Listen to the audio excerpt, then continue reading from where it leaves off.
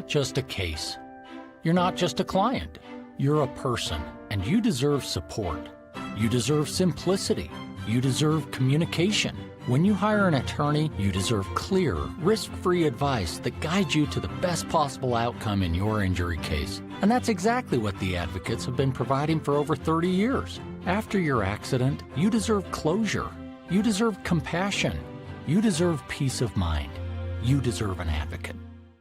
This is The Monty Show, the truth in sports talk streaming. When you want unbiased opinions about your favorite team without the spin, all you have to do is find The Monty Show, streaming live and available 24 hours a day, 7 days a week on YouTube. And now, here's Monty. Okay, you got to turn the music off. You got to turn the music off. You got to turn it. We got to talk about the vest. We got to talk about. I'll go on a strike vest right now. I'm not dealing with your stuff today. We have to talk. We have to talk about the stain that is on the front of the vest. I'll literally never wear it again. Okay.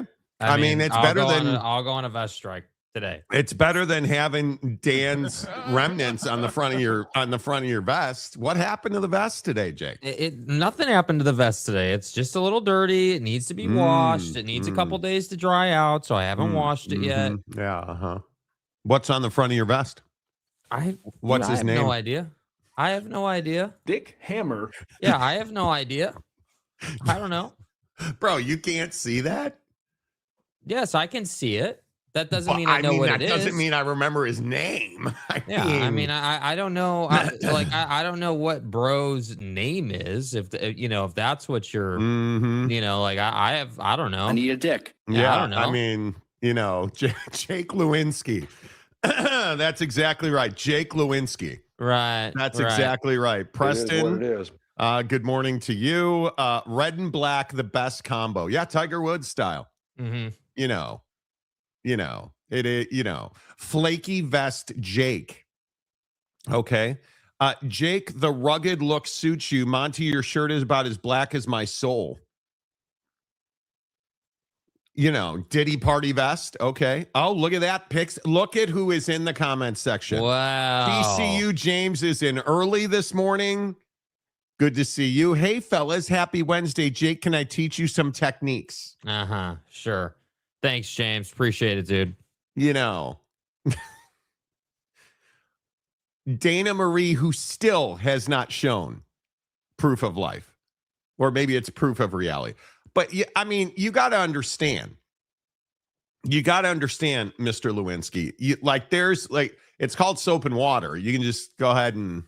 It's really just that simple. Okay. Right? Yeah. I mean, I'll go get it. No, I'm just going to throw this one out then. You guys hate this vest and I'll throw it out. Nobody hates it. I'll get a different one, and we're just not peasants. Maybe I'll just get one of those fuzzy, ugly ass ones so you guys can look at that every day. Oh, I hate those vests.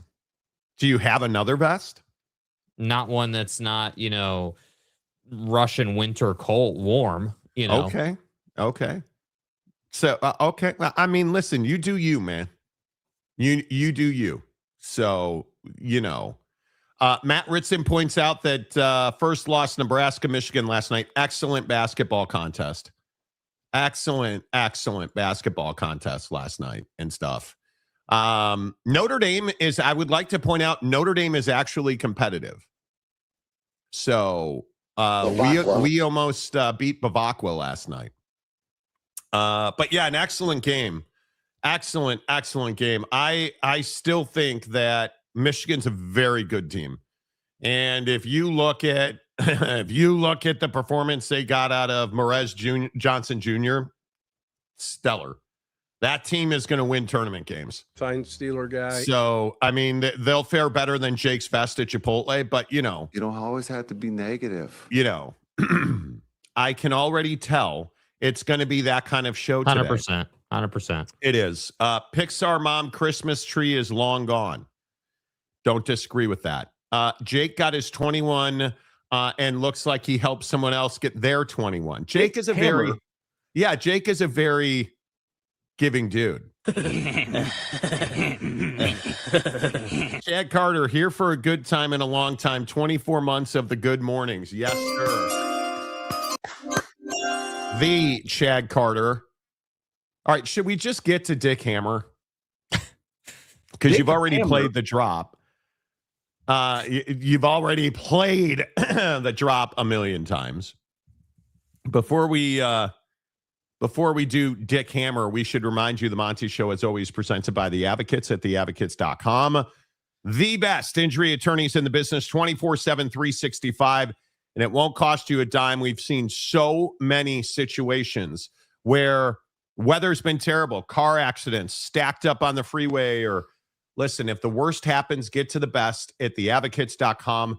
They fought the fight you're about to get into, right? Because you and I both know your insurance company's not going to pay you what they should pay you.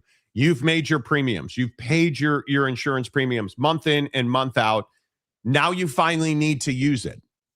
And the insurance company doesn't want to pay you what you deserve.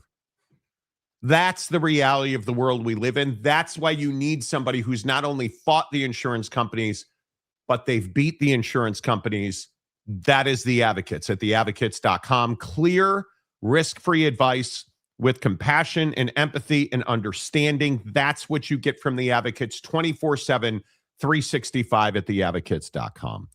All right, so you guys know Super Bowl is coming up a week from Sunday after Shador wins the Pro Bowl MVP. It is in the great power station of the West, Santa Clara, California. And Sam Darnold is the starting quarterback. Or I should say Sam Richard Darnold. And his name is Richard because his grandfather's name is Dick. Dick Hammer. His name is Dick Hammer. I kid you not. Sam Darnold's grandfather's name is Dick Hammer. Dick Hammer. He was a Marlboro man. The story of Dick's Hammer is incredible. And without further ado, I bring you a minute and 20 seconds of Dick's Hammer. Sam Darnold's grandfather might be the most interesting man in sports history because this guy was just an absolute savage. So obviously everyone knows Sam Darnold, went to USC, drafted by the Jets, bounced around for the league for a while, and now is going to the Super Bowl with the Seahawks. Great story. But his grandfather, whose name was Dick Hammer, has an even cooler story. So by now I'm sure everyone's heard that Sam Darnold's grandfather, Dick Hammer, was the Marlboro Man way back when. But as I started to do more research on this guy, his lore is insane. So first and foremost, Mr. Hammer here was a key player on the 1954 USC men's basketball team, which was the last team to reach the Final Four for USC. But basketball just wasn't enough for this guy, so he ends up picking up a volleyball. And it turns out he's actually insane at volleyball and ends up making the US Olympic team for the 1964 Tokyo Games. Now after his athletic career, he decided to get into acting, where he was cast as a lead in a TV show called Emergency. And apparently to prepare him for acting as a fire captain in a TV show, they actually put him in a firehouse to learn how that captain would be, like method acting. So allegedly he learns the ropes in the firehouse, goes back to acting on this TV show for 1 year, and then leaves to be an actual fire captain because it was more rewarding to him. And that's when he picked up the gig as the Marlboro Man on the side. So whether you want to believe it or not, Sam Darnold has some legendary Dick Hammer blood running through his veins. Dick Hammer. I mean, he's a stud, dude. Absolute stud. No question You about can't make that story up. Yeah, I mean, that's incredible. And that your vest looks like that on the day that we're talking about Dick's Hammer is Hammer.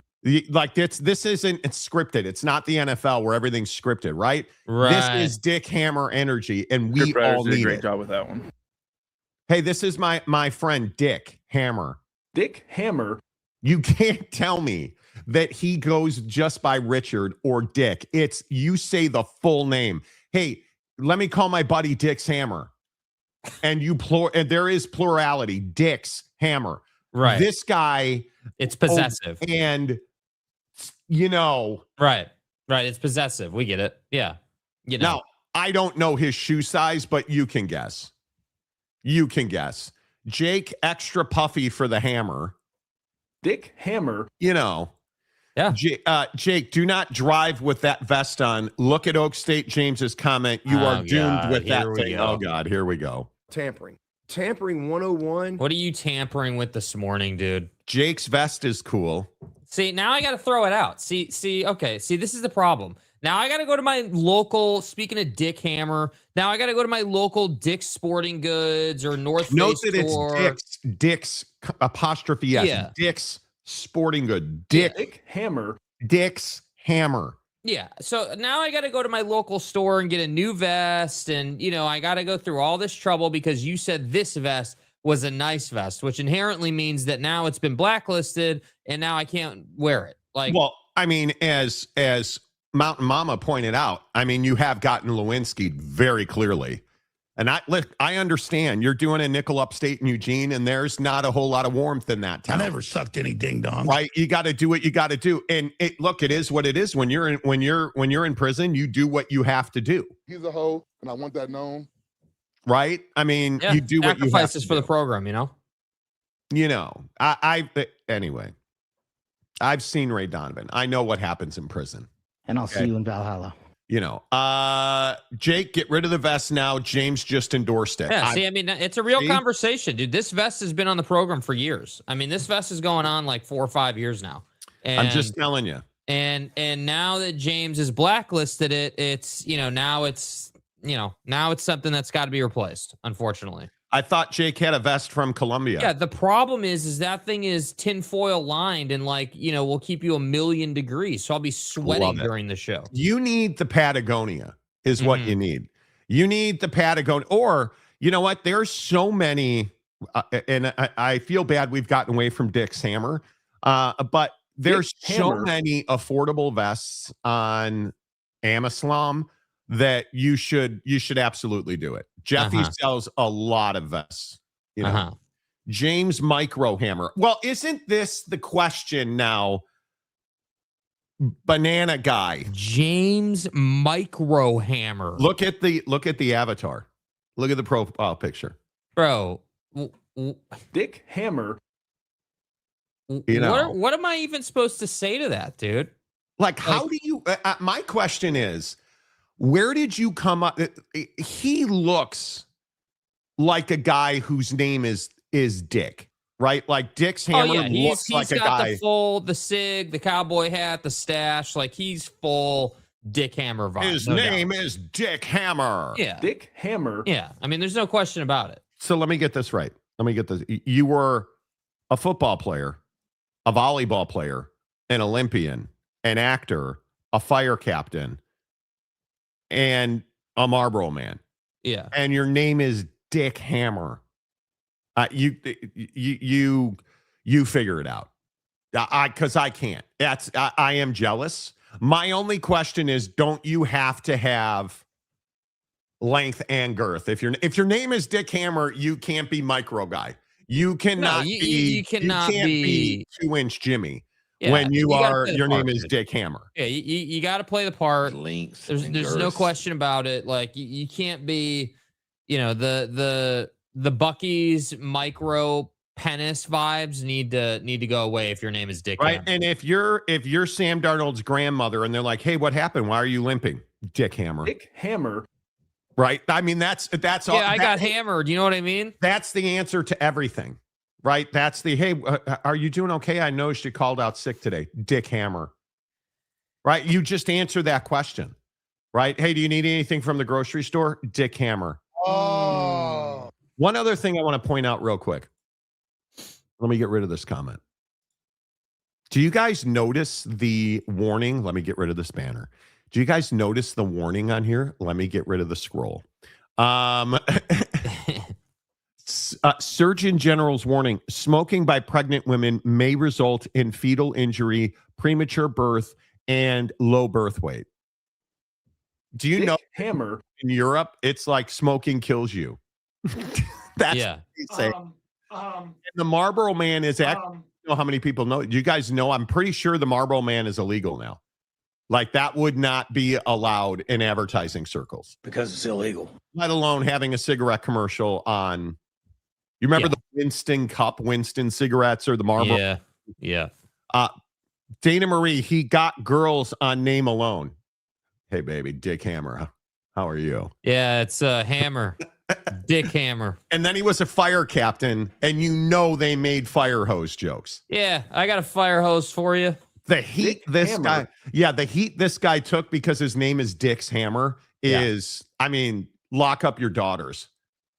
It's outrageous.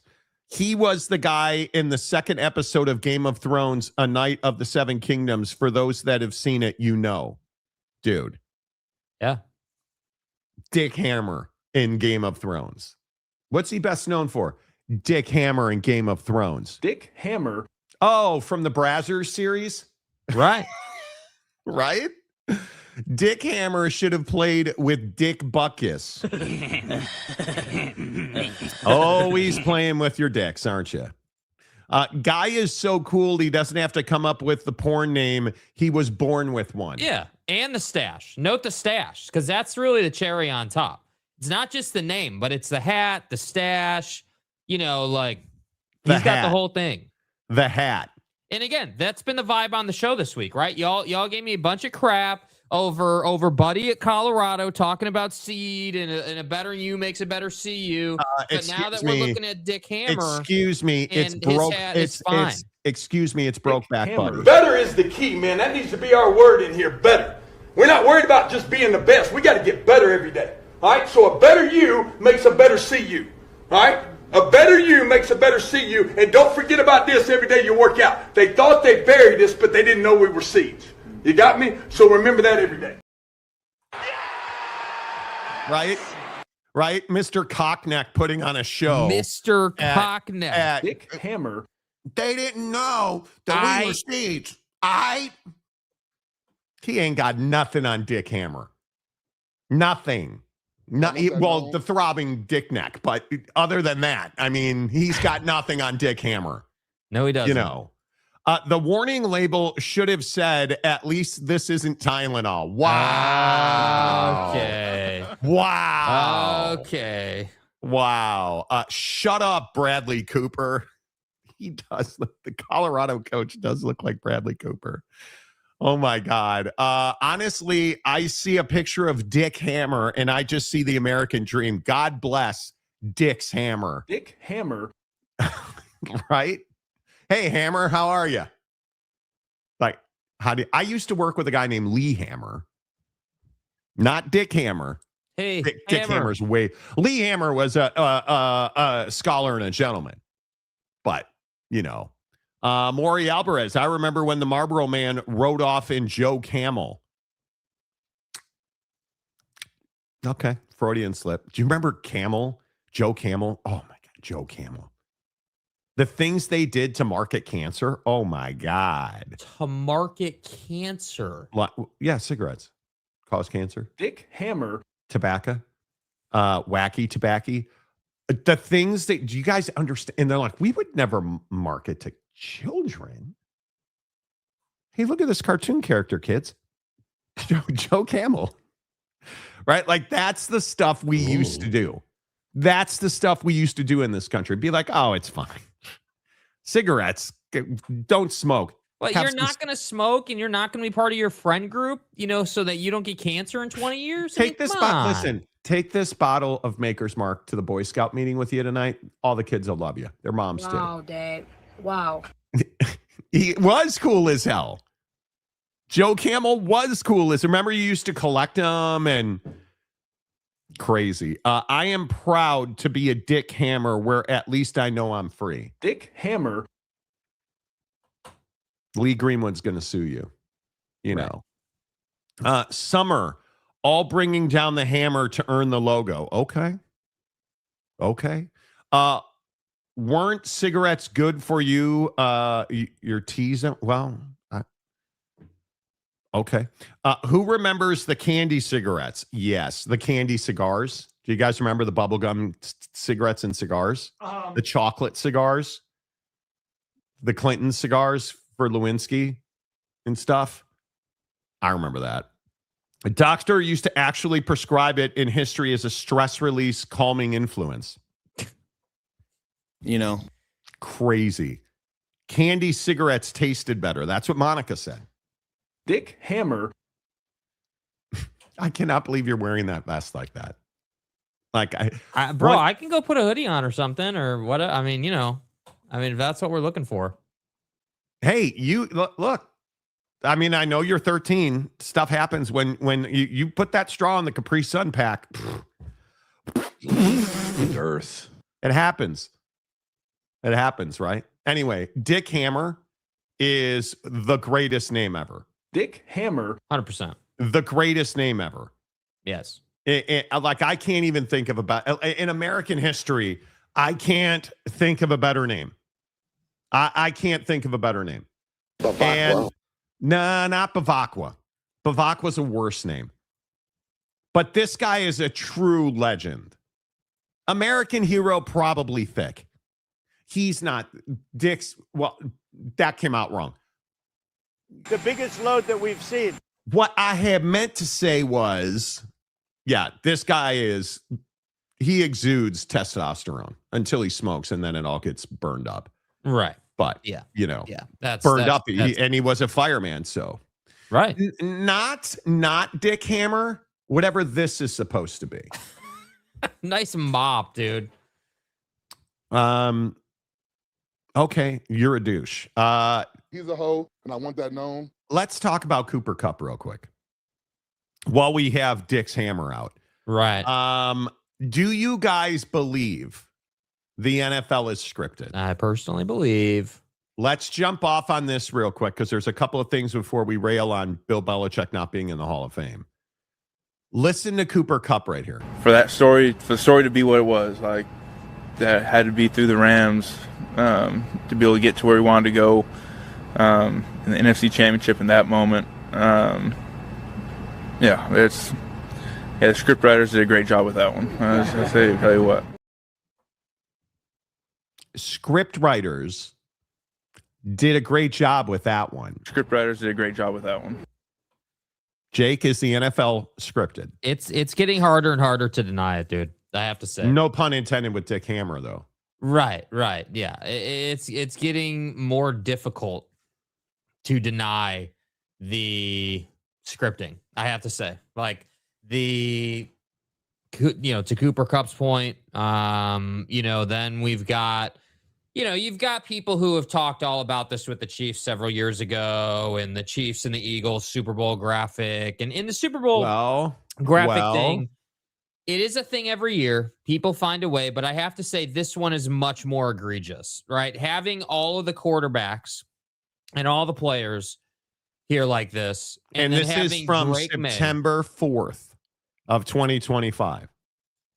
And look who's in front. So if the Patriots win the Super Bowl, how can you deny it?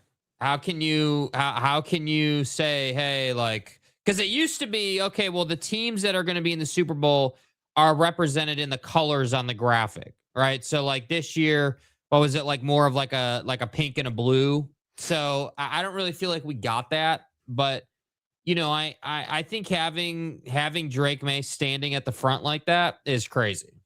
Absolutely crazy. And it's awfully difficult if the New England Patriots win the Super Bowl. It's going to be awfully difficult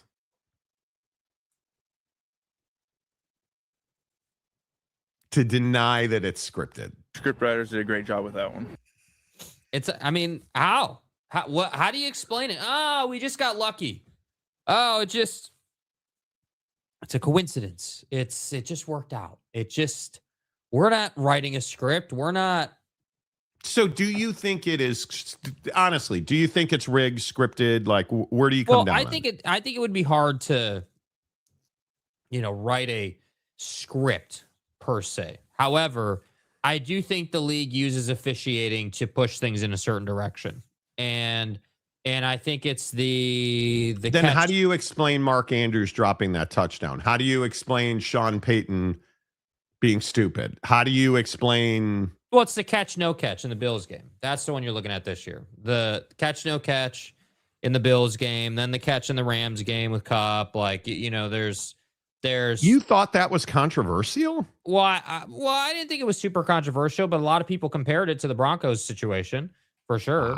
Wow. So I just think it's look, I think that the reality is they they are trying to create as much controversy as possible. And clearly, and I have to say that this, we're going to get to Bill in a minute, but whether it's Bill Belichick, whether it's the Shador Sanders Dick Hammer. thing, What about Dick Hammer? Like, this league is so committed to, one, getting the Pro Bowl to be relevant, one, but two, having people talk about them year round. It's just like, dude, like, how hard are you guys going to try? Like, at what point do we just say, like, whatever happens on the field is what happens on the field? Because I have to say, it does a lot of times, whether, like, think about the Chiefs and the O-line starting early on all those plays and that drama, or like, I mean, there's every year there's something that we can point to where it's like, yeah, the league is just kind of ignoring this, or they're helping the Chiefs, or, it's all these penalties, not against the Chiefs. Like, it's just hard to deny anymore. That's the problem. So Doug O'Reilly says that he thinks Cooper Kupp was joking. I mean, I'm sure there's conjecture. I'm sure there's a sense of humor there, but come on. Did you guys hear about Twin Peaks? Yeah. Did you guys hear about? No. Yes, I heard Twin Peaks filed for bankruptcy. Where am I supposed to get drunk and hit on college girls now? You're not Dick Hammer, dude. Let's call it what it is. Twin Peaks is essentially a strip club in Phoenix that is disguised as a sports bar. And you go in there and the girls are wearing pretty much nothing. Their Dick's Hammer is Hammer. I think they grow melons in there. Right. I could be wrong. Right. Sergeant Green says Dick Hammer is Sam Darnold's grandfather. I didn't know that. What? Are you sure? Monty, how did we not know that? Like, we hadn't covered that already? I mean, wow, dude. Listen, roll out the whole, like, wow, dude. Just incredible, man.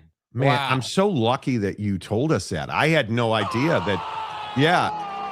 I just thought Dick's Hammer left himself on Jake's vest today. I didn't know that he was Sam Darnold's grandfather. I just do, people. We know. Over the years, too many coincidences. So D-Rock thinks it's scripted. D-Rock's in. Wow. There were a few playoff games that had shady sequences in recent past, you think?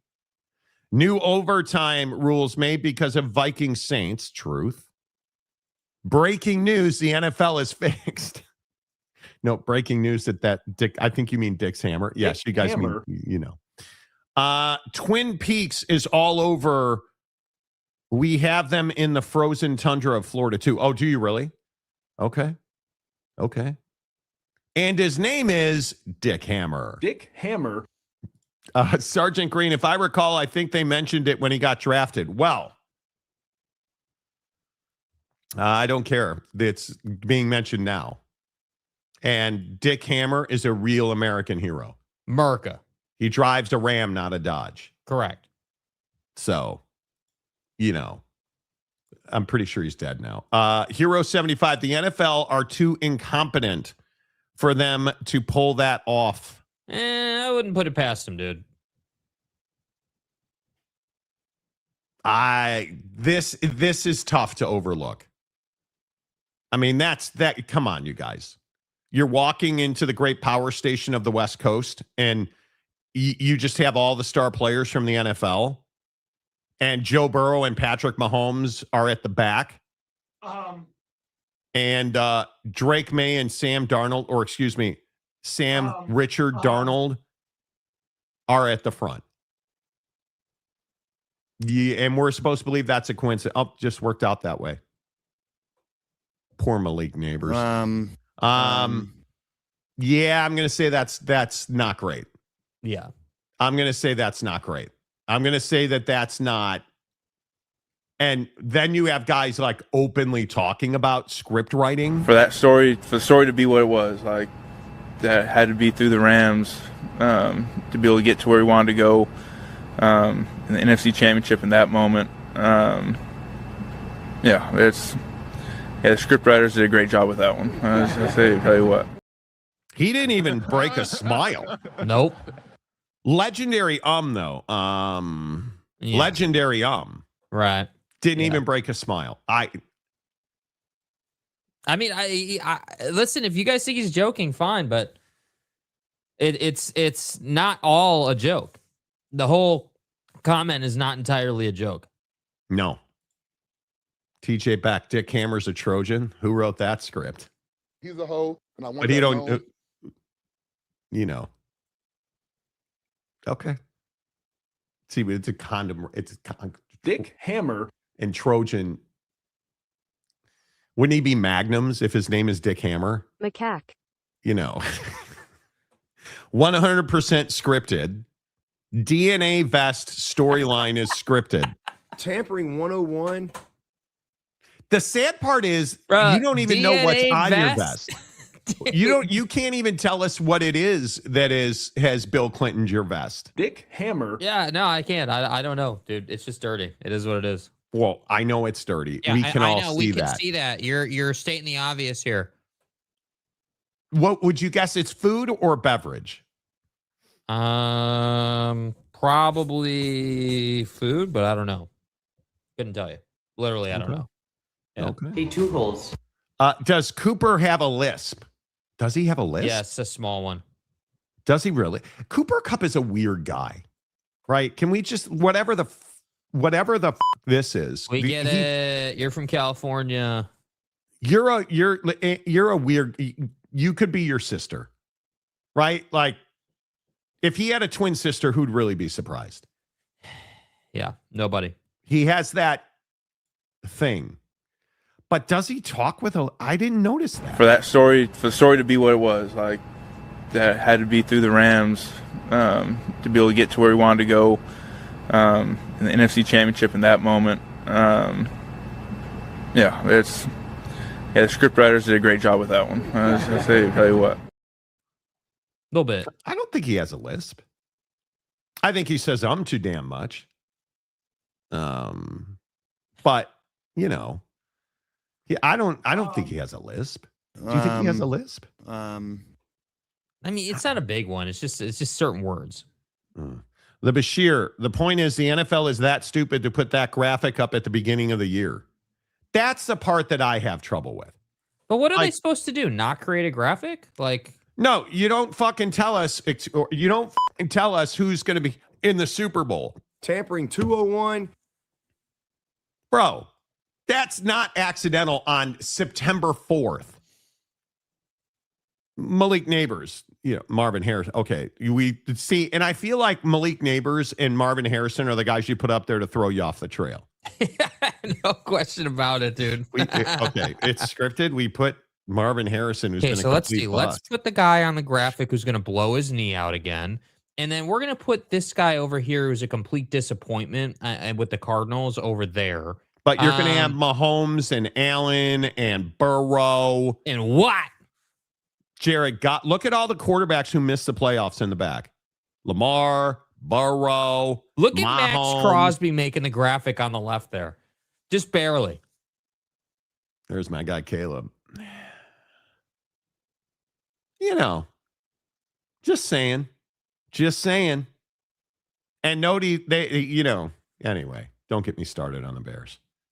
It's ridiculous to put May in and then say, well, to us, we would never script anything. I mean, come on. Dick Hammer's kid. I mean, what? That was Dick just Hammer. pure coincidence that Dick Hammer's kid is on there. Yeah.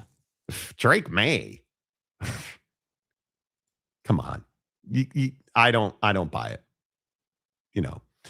Monty, are you going to treat Jake to the Super Bowl? Well, it looks like he was treated to the Super Bowl on his chest already. So, that ship has sailed. No, we are not going to treat Jake to it. The Super Bowl, going to the Super Bowl is overrated. Yeah. Again, and we've talked about this. We have. Going to the Super Bowl, no. That's right, T. How did Trojan literally miss out on that marketing opportunity with Dick Hammer? Well, because he was the Marlboro Man. Those guys did not, and I think we all know this. There were, I think, 60 Minutes. I'll look it up real quick. But didn't 60 Minutes do a story on how miserable the Marlboro Men were because they died horrendous deaths? I'm pretty sure they did. I mean, that's pretty rough if that's true. No, I'm pretty sure somebody did it, and I thought it was 60 Minutes. Anybody want to guess what Dick Hammer's cause of death was? I'm gonna say black tar lung. What do you think? Yeah, how about lung cancer? Yeah, at the age of 69. Yeah, that's really tough, dude. Jake, I said 69. Yeah, not 67. That's different, you know? Dick No, different. Hammer. 60. It's a dick. Anyway, okay. He died of, he was one of several actors who portrayed the iconic smoking cowboy figure who later died of tobacco-related illnesses. Ugh. At least 5 of the actors who portrayed the Marlboro Man died of lung cancer. Like, that's brutal. That is absolutely brutal. Robert Norris, who appeared in ads for 12 years, never smoked. You know. See? Smart guy. Brutal. Like, that is Wayne McLaren, a rodeo rider featured in the ads, who died of lung cancer in 92, spent the final years of his life campaigning against smoking. Yeah, I'm telling you, it is a brutal, yeah. Smoking is terrible. Does anybody here smoke? Dude, I'm surprised. Mrs. Morty and I will walk down the, now weed is, I am surprised how many people actually smoke cigarettes.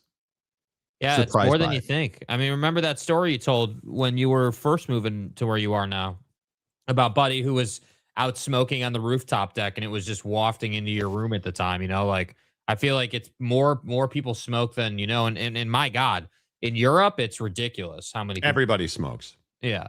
Everybody smokes. Is that far-fetched to have Dak, Lamar, and Allen in the back of that picture? No, but to have every quarterback who was supposed to go to the playoffs and didn't at the back, and then they have Josh Allen who cried and flamed out again. You know, are we just supposed to believe that that's coincidence? It's extremely difficult.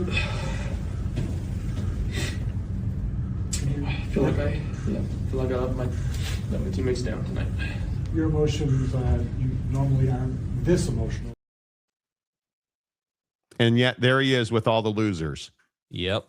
God, it feels so good to call Patrick Mahomes a loser. Yeah, I'm not sure that anyone would agree that he's a loser, but they have work to do without a doubt. I hate the Chiefs.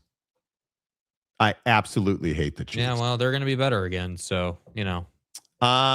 Real quick before Belichickian conversation.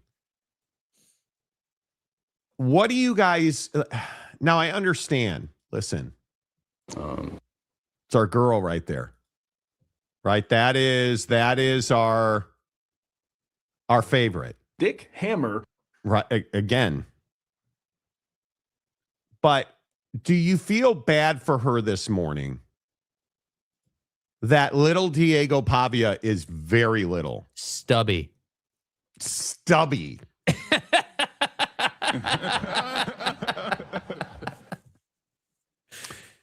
Yeah, it turns out he's not 6 feet.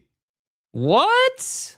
He was listed little Diego here. Little Diego here's not going to be able to get a nickel from the NFL. It turns out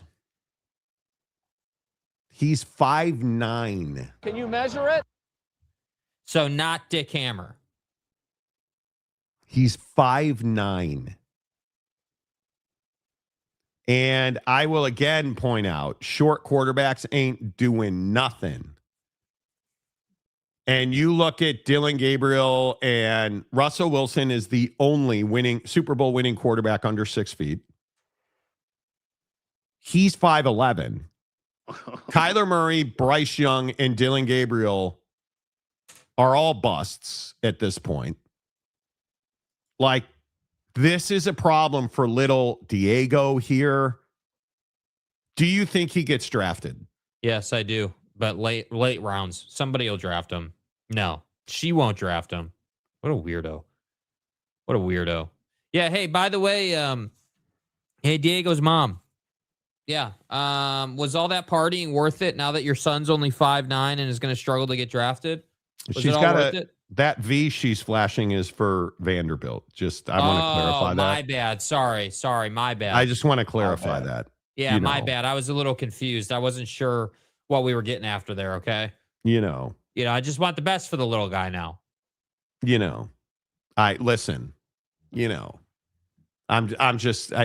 listen, he's got a lot to look forward to in life.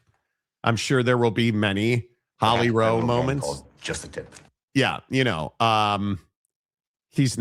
be a late round draft pick. At 5'9", at 5'9", you cannot even compete. Does he get drafted before Shador got drafted? Does he make it to the 5th round? Probably not. Why does everybody hate Shador? I still am mystified by this. Matt Muldoon, 5'8" is essentially 6 foot. 5'8", 6 foot. TJ Beckwith, short like Doug Flutie short. Dude's not Flutie. No, he's not. If Dick Hammer had been an NFL scriptwriter, we wouldn't use shoulder pads and helmets. That's right. Hammer.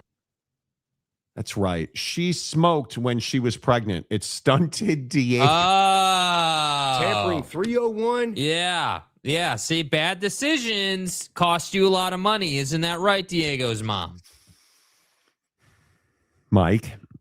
Well, thoughts and prayers to Diego after his mom was smoking cigs with Dick Hammer. Dude, what is wrong with TCU, James? No. What is wrong with you? First of all, you're a man of God and the cloth, which you could lend to Jake so he could. If you could lend the cloth to Jake so he can clean his vest, that would be amazing. Anyway, I pray for moments like that. You don't view women as sexual objects. When you look at this photo of this beautiful woman, what goes through your mind? James, scale of 1 to 10 with this beautiful woman here. What are you ranking? You're anybody claiming that this is greater than that probably got dumped by a Walmart manager. Probably got dumped by a Walmart manager in the discount section of the store. There's no way that sorry, dude. This is how do I put this kindly? Oh my God, just like that. Oh. You don't really want to bring Diego's mom home. No. You're going to probably get bed bugs. Like, bad things will happen. She's a motel, not a hotel. Right. And then there's Ginny, not Jenny or Jeannie. Ginny. Yeah, it's definitely Ginny. Yeah, no doubt. Ginny. Who you're going to have to wait until you guys are married. And with all due respect. And then, the sanctity of marriage is really only to create children. In God's name, image, and likeness. Once that's done, so are you. I'm sorry, the crazy eyes. I can't get over the crazy eyes, dude. Like, the crazy eyes are next level with this one. She seems very nice. Yeah, motel, not hotel. Am I wrong? Facial recognition. Anti-crazy eyes. Yeah, you guys really think she's got crazy eyes? Yes, she does. Yep. Okay. Yep. Which is, just kind of weird. This or this? This? Well, it depends what kind of party you're trying to have. I mean, you know. Okay, this or this? Nah, I'm gonna take Buddy's aunt. I'm taking Buddy's aunt. This or this? See, comment section. What do we got, dude? I mean, I feel like, you know, cocaine hand. That could be some fun. I'll go with this. I don't even know. Rolling, shut your mouth. This isn't even a conversation. You know, she used to work at the Driftwood outside of Camp Lejeune. Okay. You mean Holly with her hand. That's why it's stained white. I mean, that could be. Google me. That could be. You know, I'm not judging anybody. Did Jake take a trip to James Rectory in that vest? Yeah. Oh, well, that could be. Ass. Jesuit James give you a gift on the way out of the rectory, Jake? Yeah, it was just such a blessing, dude. Smiles and glory holes. You know, yeah. And James, you got to stop having one. Jake, are you jealous now that he's eyeing Diego's hot aunt? Because me and James haven't been together for years, dude. You know that. You know that. Meg Ryan needs to shave. Wow. That's not Meg Ryan. Okay, now you got to get a picture of Meg Ryan. That could very well be. That's such a good poll, Mike. That very well could be Meg Ryan. I mean, is Cooper Kupp not the essence of what California Surfer Bro looks like? I mean, is that not what this dude is? No, this is weird guy who is weird. Yeah. And is sleepless in Seattle. Because I'm just going to tell you, this is really close. He's got the Meg Ryan cut. Like, okay, which one's a receiver in the NFL? Ooh, man. Both got blue eyes. Look at the lip structure. Are you kidding me right now? Like, that's incredible. Close, dude. That's actually really incredible. Good poll. Yeah, that's a good poll, dude. That's incredible. Like, that's yeah, that's wow. Wow. That's pretty good. Meg Ryan doesn't look so great now, but this version of Meg Ryan right here is probably her best version. He's a hoe, and I want that known. You know, you probably want to get that waxed, but yeah, you know. Cooper's smile in that picture reminds me of Dumb and Dumber Jim Carrey. Wow. No.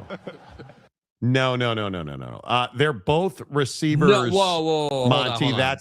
that's a trick question. No, James just eviscerated himself, dude. No, not a chance on God's green earth. Did you just say Mendoza's aunt over Meg Ryan, dude? You're trolling now. You can't be serious. You're trolling now. Jesuit James is absolutely the Holly Rowe fan club guy. Please. You're not even you haven't even ascended to Mendoza's aunt at this point. Marcus agrees. James has to be trolling. That or he's blind. One of the two. So, you know. I mean, yeah. Bruh, dude, he's not trolling. What is wrong with you? Meg Ryan looks terrible now? She does not look good. Meg Ryan has had, how do I say this? She's had some work. She's not,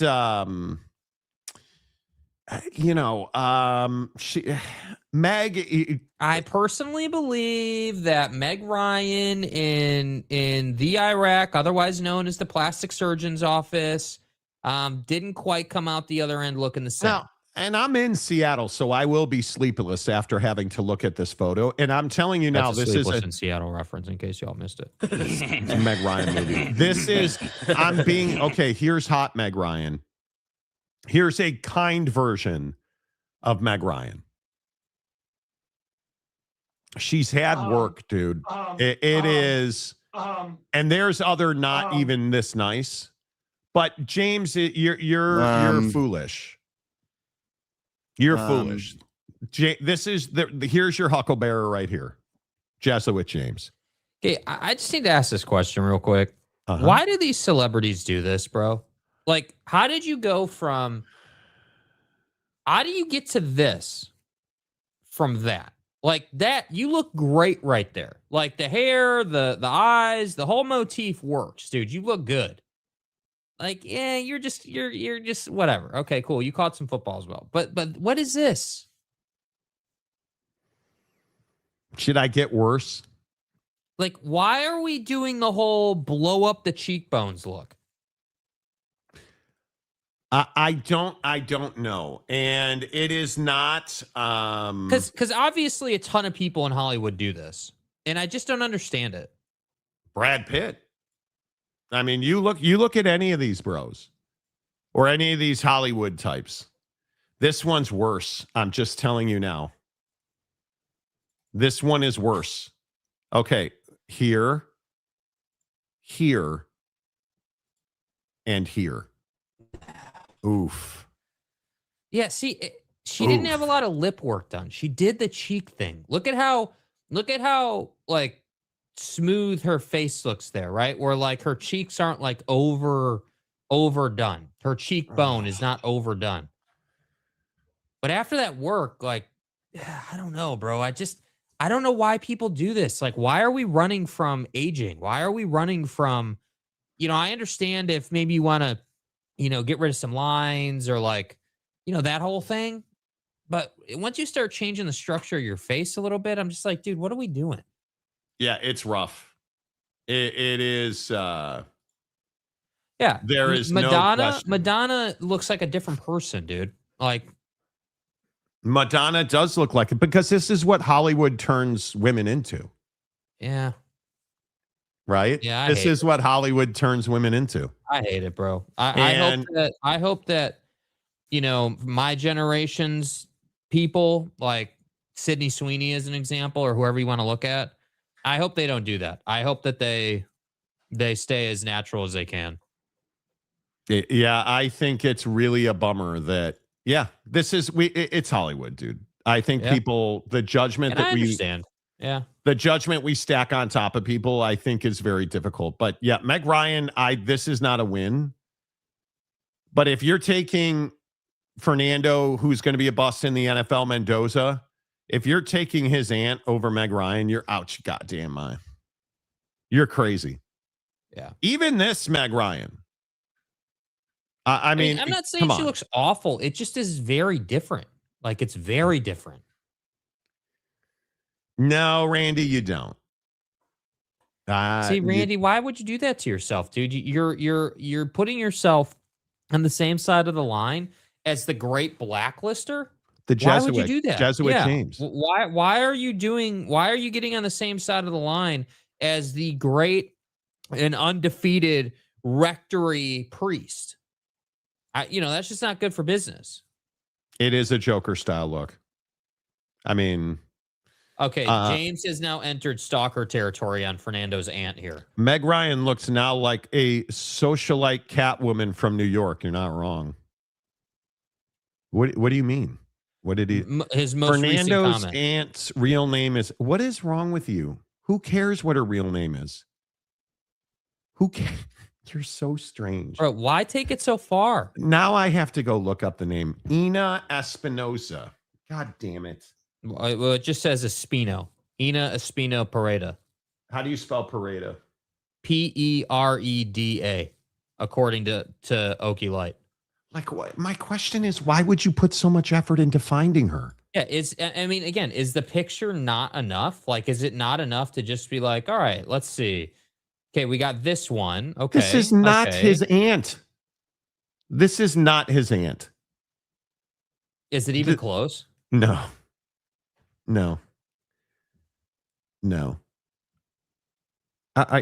Okay, maybe it is. Maybe I'm just stupid. You guys, I realize that as an old fat Mormon who's dying soon, that I'm not the most intelligent. I'm not on Jesuit James's level. You're telling me this and this are the same woman. Okay, run it back again. No.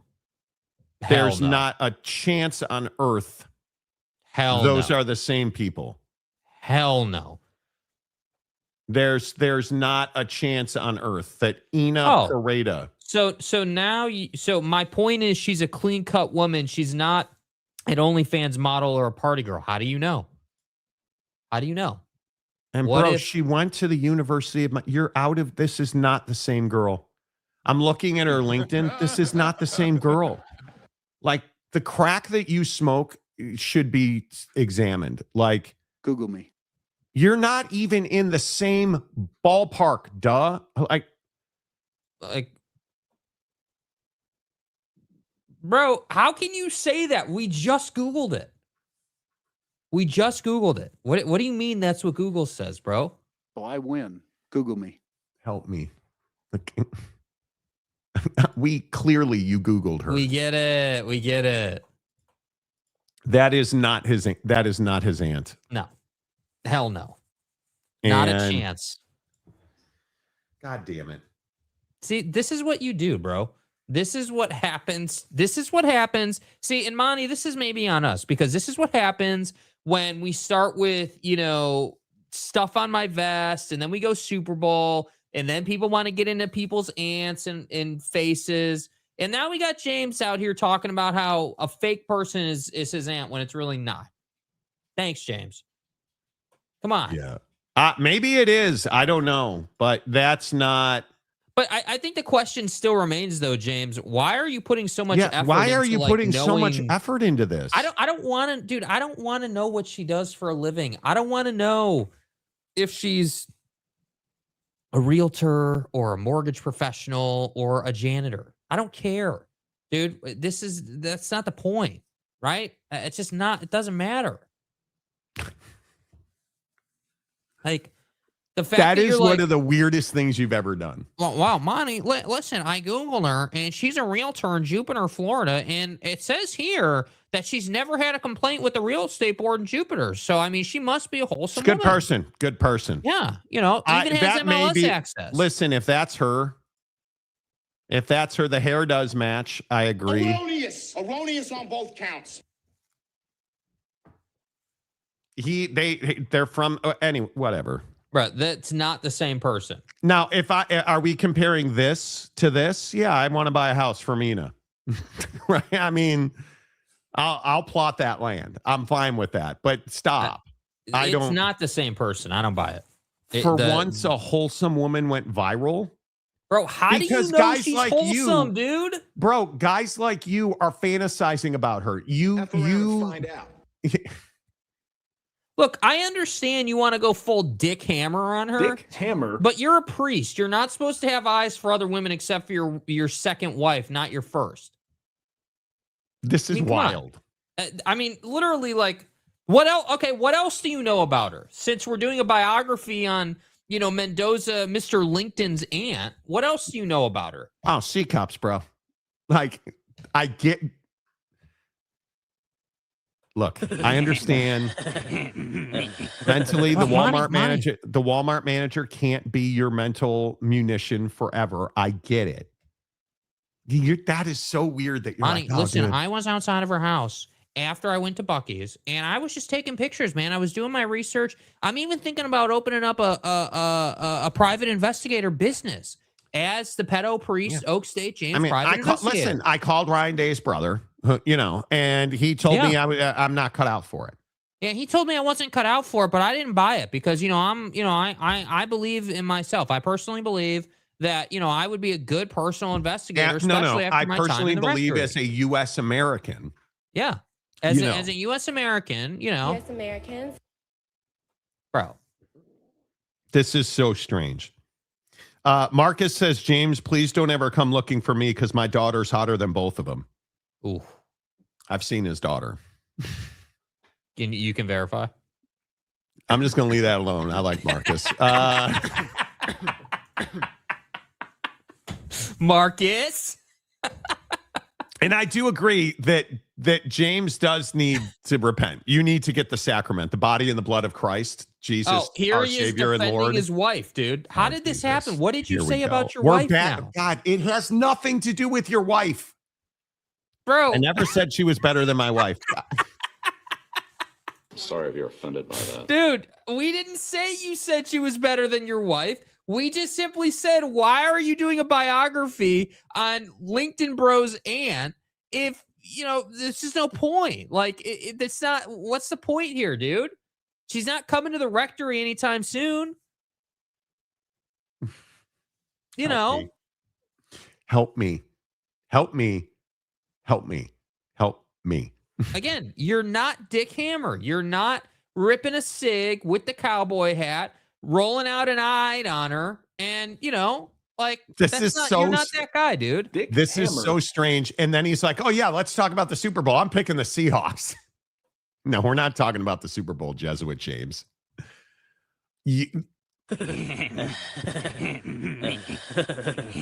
Sadly, if this really is Diego's aunt, I wish it was Diego's aunt.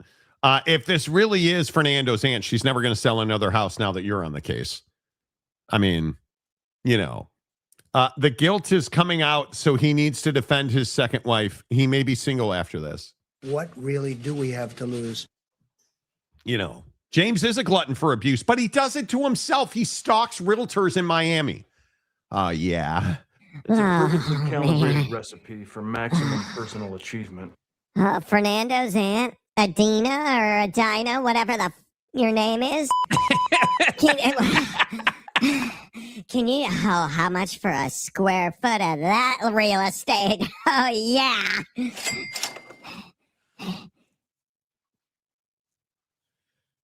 Okay.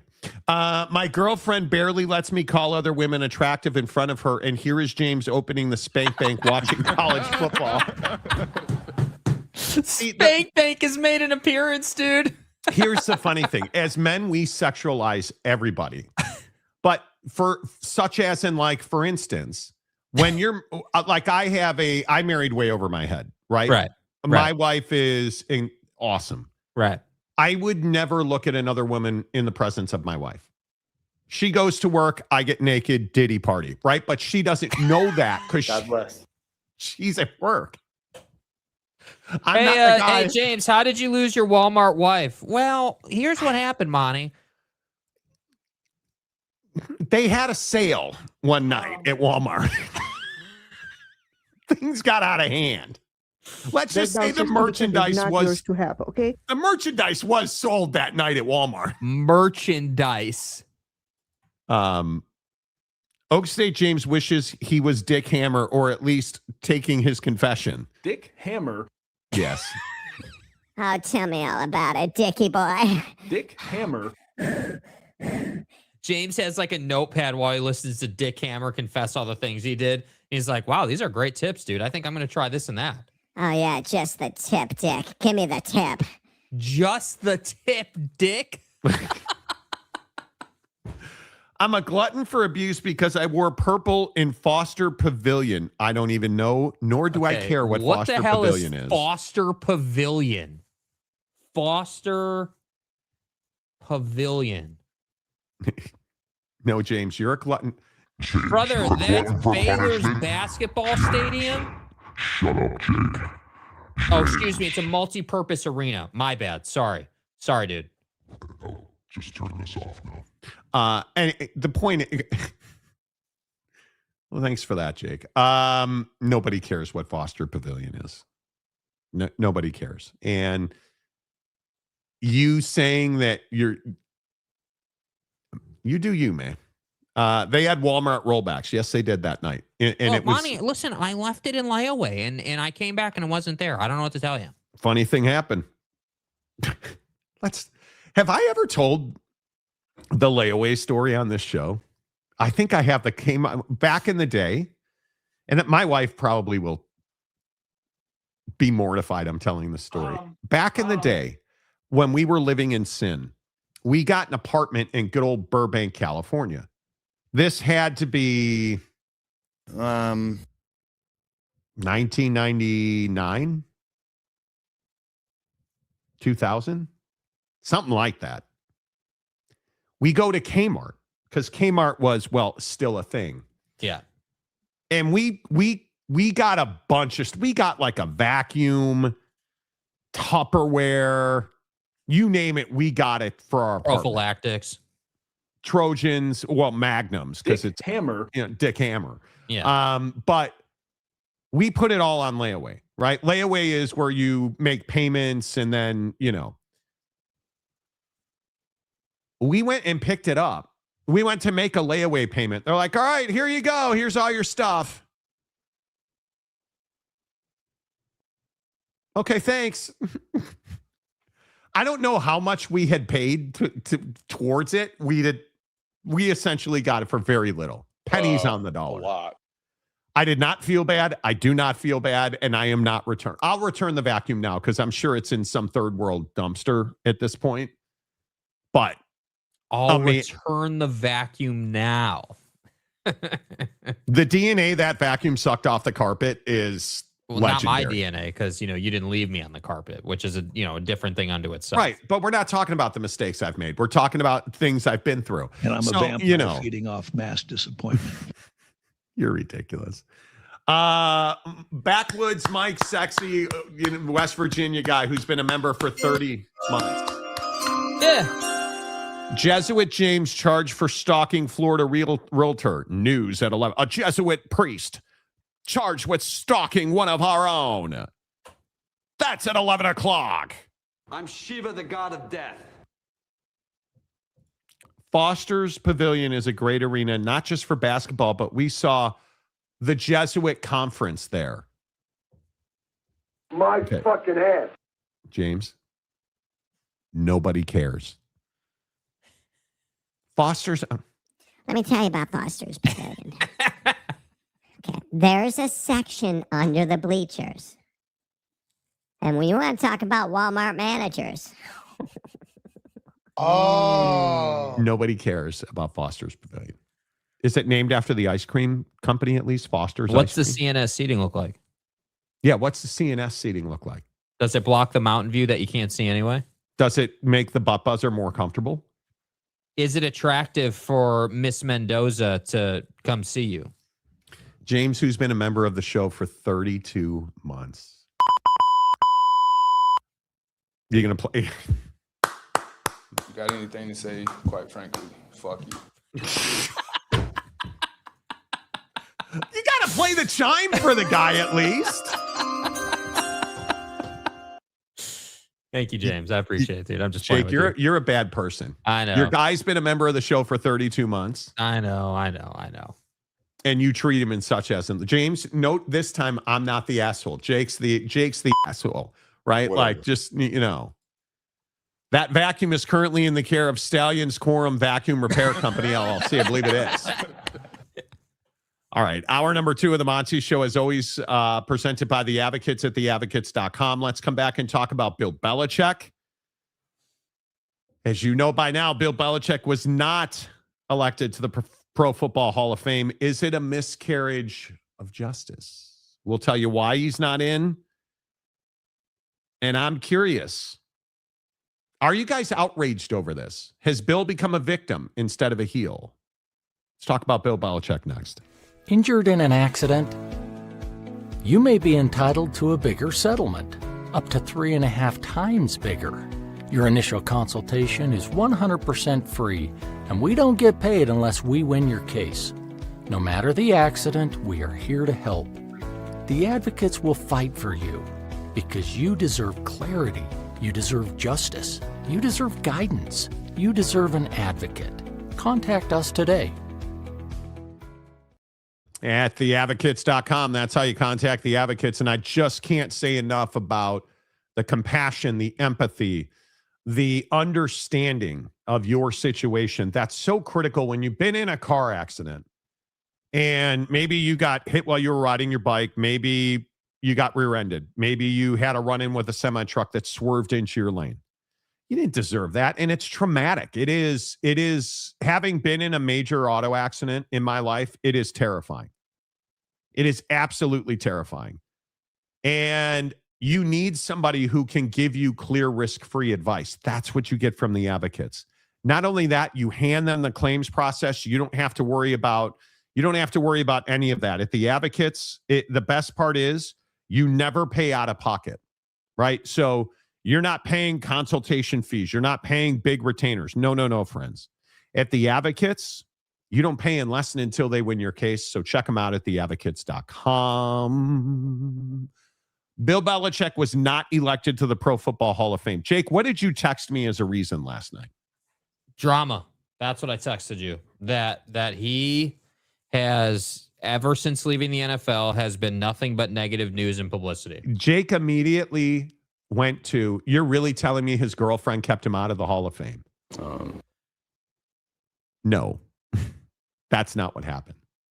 That scumbag, bitter, red-ass Bill Polian kept Bill Belichick out of the Hall of Fame. I think this is a massive miscarriage of justice. Yeah, I'm not talking about that. I think this is awful. I think the Hall of Fame should no longer allow Bill Polian to ever have a voice in the process. I think Bill Polian's a scumbag who, in my opinion, just does not deserve to have a Hall of Fame vote.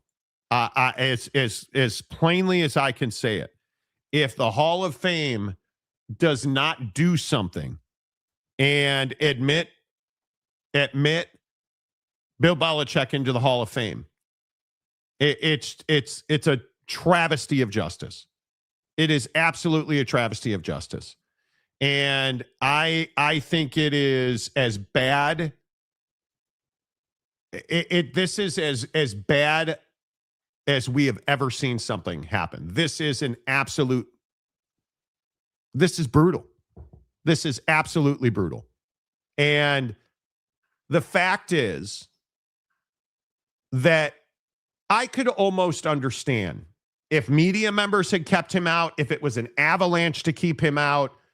But there are reports saying that Bill Polian, the former NFL executive, was lobbying people to keep Bill Belichick out of the Hall of Fame because of the video and the tampering and the cheating stuff. We're really focused on Philadelphia right now. Do you guys understand that the fines for those incidents were over $1 million? And here we are. He's got 8,600 Super Bowl rings, and he's not deserving of being in the Hall of Fame. Yeah, we're focused on the Jets today. And you have a scumbag like Bill Polian, who is lobbying people to keep Bill Belichick out because the Patriots were better than any of Bill Polian's teams. And apparently it worked. And I think it is absolutely, this is terrible. Yeah, this is dirty absolutely as hell, terrible. It's dirty as hell. There's no question about it. I think that, I'll be honest. Like I had to kind of dig into this a little bit last night and like kind of see what everyone was saying about Polian and I definitely think there's politics at play there. No question about it. I think Polian is that jag in the office who just, is just insufferable, never happy, can't seem to find the success he wants to, resents anybody else who does better than, air quotes, better than he did. Like that's who, to me, Bill Polian strikes himself as. And I don't know, man. I think that it's really low cash, and it's a situation that reeks of, hey, someone needs to step in and do something about it. Someone needs to intervene and say, listen, dude, like we're not going to be known as an entity or a body that, denied Bill Belichick, the greatest coach of all time. And that's widely agreed upon that he's the greatest coach of all time. Nobody even argues it. Yeah, nobody even argues it. That's the thing. Like if this was, if you were talking about someone who maybe was questionable, didn't have the rings, maybe only had one ring, but had led the NFL in wins, let's say, or like, had like a great stat in one ring. Okay, then we can kind of talk about it. But, having all the championships he's had, coaching the players he's coached, like the career that he's had, the impact he's had, I don't really give a damn about the media stuff in terms of how he handled the media. The guy was one of the most entertaining things we had in the NFL for how long?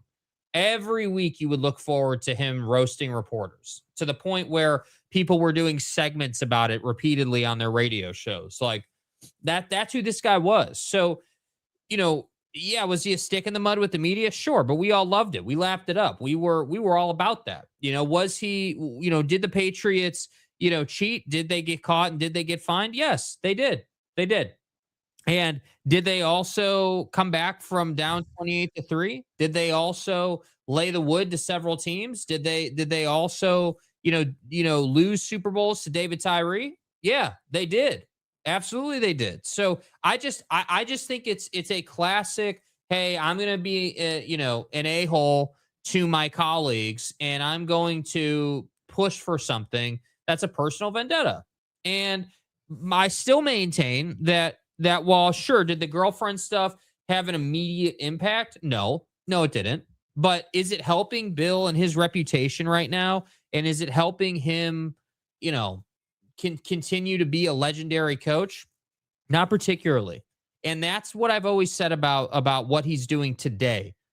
He's a legendary NFL coach, best NFL coach of all time, who now I feel like is known for not having a grip on his personal life, and that's bled into his professional life. And it's really unfortunate that now, a guy like Polian is publicly denying what he did while everybody else in the room is saying, yeah, he did this. I mean, that's just a ridiculous. I just don't know how the Hall of Fame allows that to happen. How do you not fix this? How do you not step in and say, okay, look, this is a little ridiculous. We're going to revote this and get it taken care of. There should be no Hall of Fame without him in it. Yeah. It's ridiculous to me. It's absolutely ridiculous to me. Kraft is really salty when he visits Asian massage parlors, bro. Bob Kraft is a legend. Bob Kraft is not more of a legend than the investigators are legends for not checking that box on the arrest warrant. No, on the search warrant. Yeah. Which is how Bob Kraft, are you guys ready? Got off. Well. Dick Hammer. They did Bill like he did the Jets. Screw him. I'm sure Kraft is still salty. He ran his golden boy to Tampa and lost out on the Super Bowl with the GOAT QB. Yeah, but that's not a reason as to keep him out of the Hall of Fame, dude. Come on. Speaking of living in sin, Jake, better put a ring on it. No, you better not. She's a legend, and therefore you can make some legends. Maybe. You got to get a new vest first. If you can't afford to buy yourself a new puffy vest, there's no point in living. Yeah, see, so we got to talk about that too. Sidebars, we talk about Bill Belichick. Is it a puffy vest or is it any vest? That's North Face. I mean, that's the thing. Because obviously they've got a whole collection. So you've been shopping for a new vest?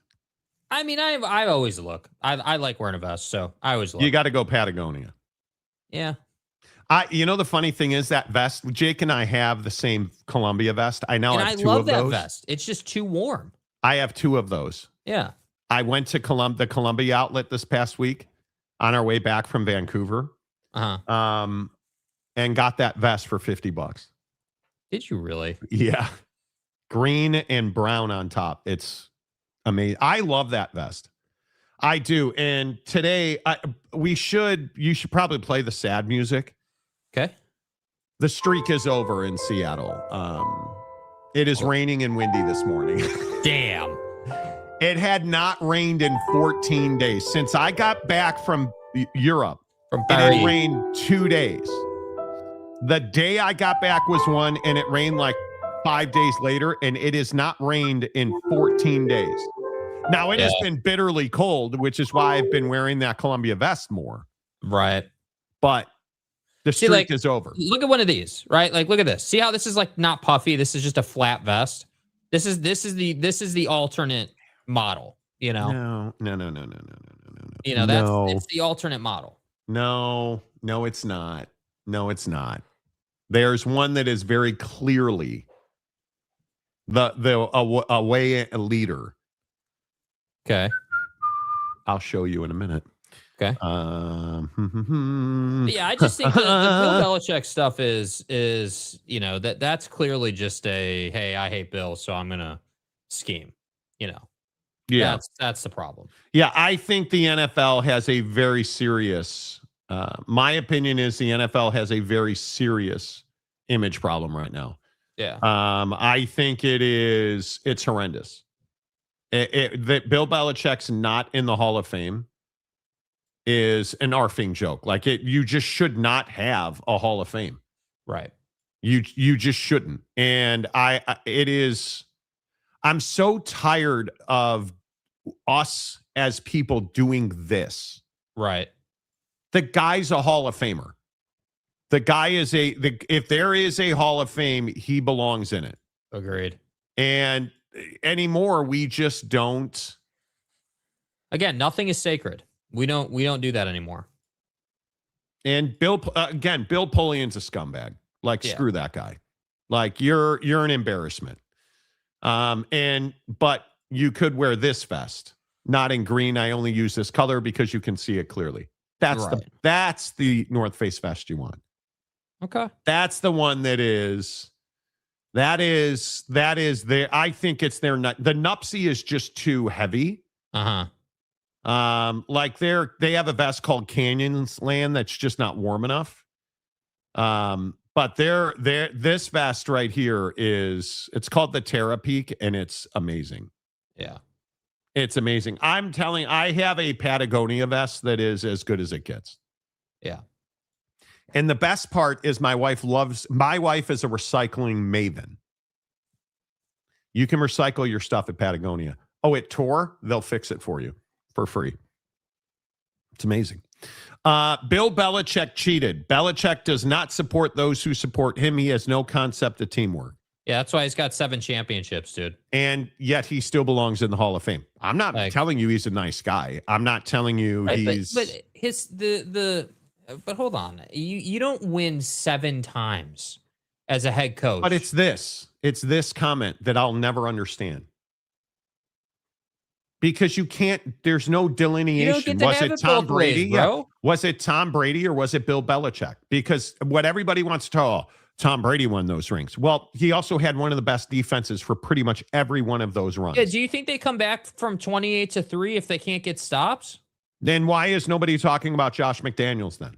Yeah, like I don't understand this, dude. I'll never understand it. Yes, Tom Brady is the greatest quarterback that's ever played the game, in my opinion. I agree. Absolutely. Greatest quarterback to ever play the game.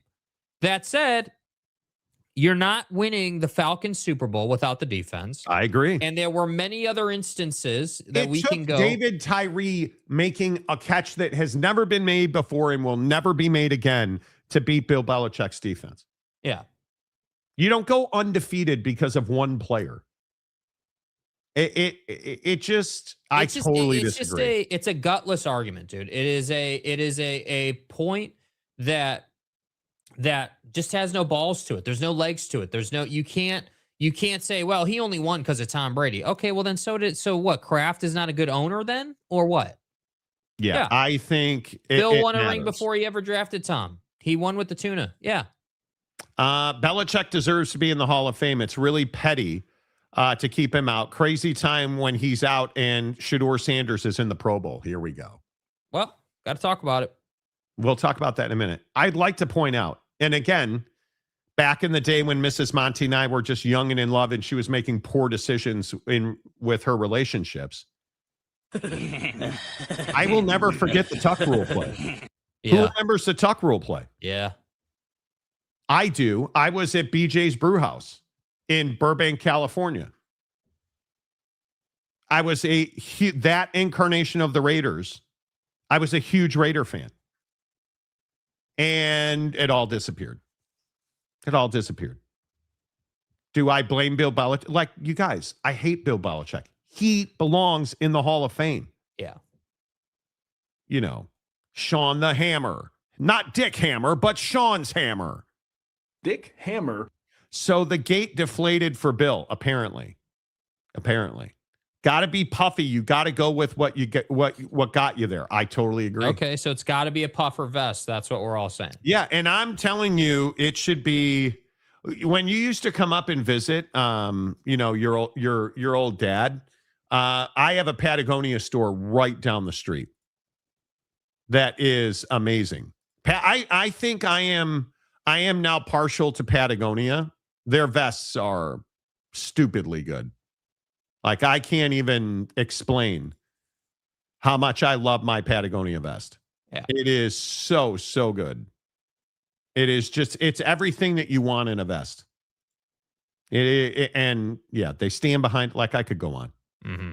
They stand behind it. I'm not a fleece guy at all.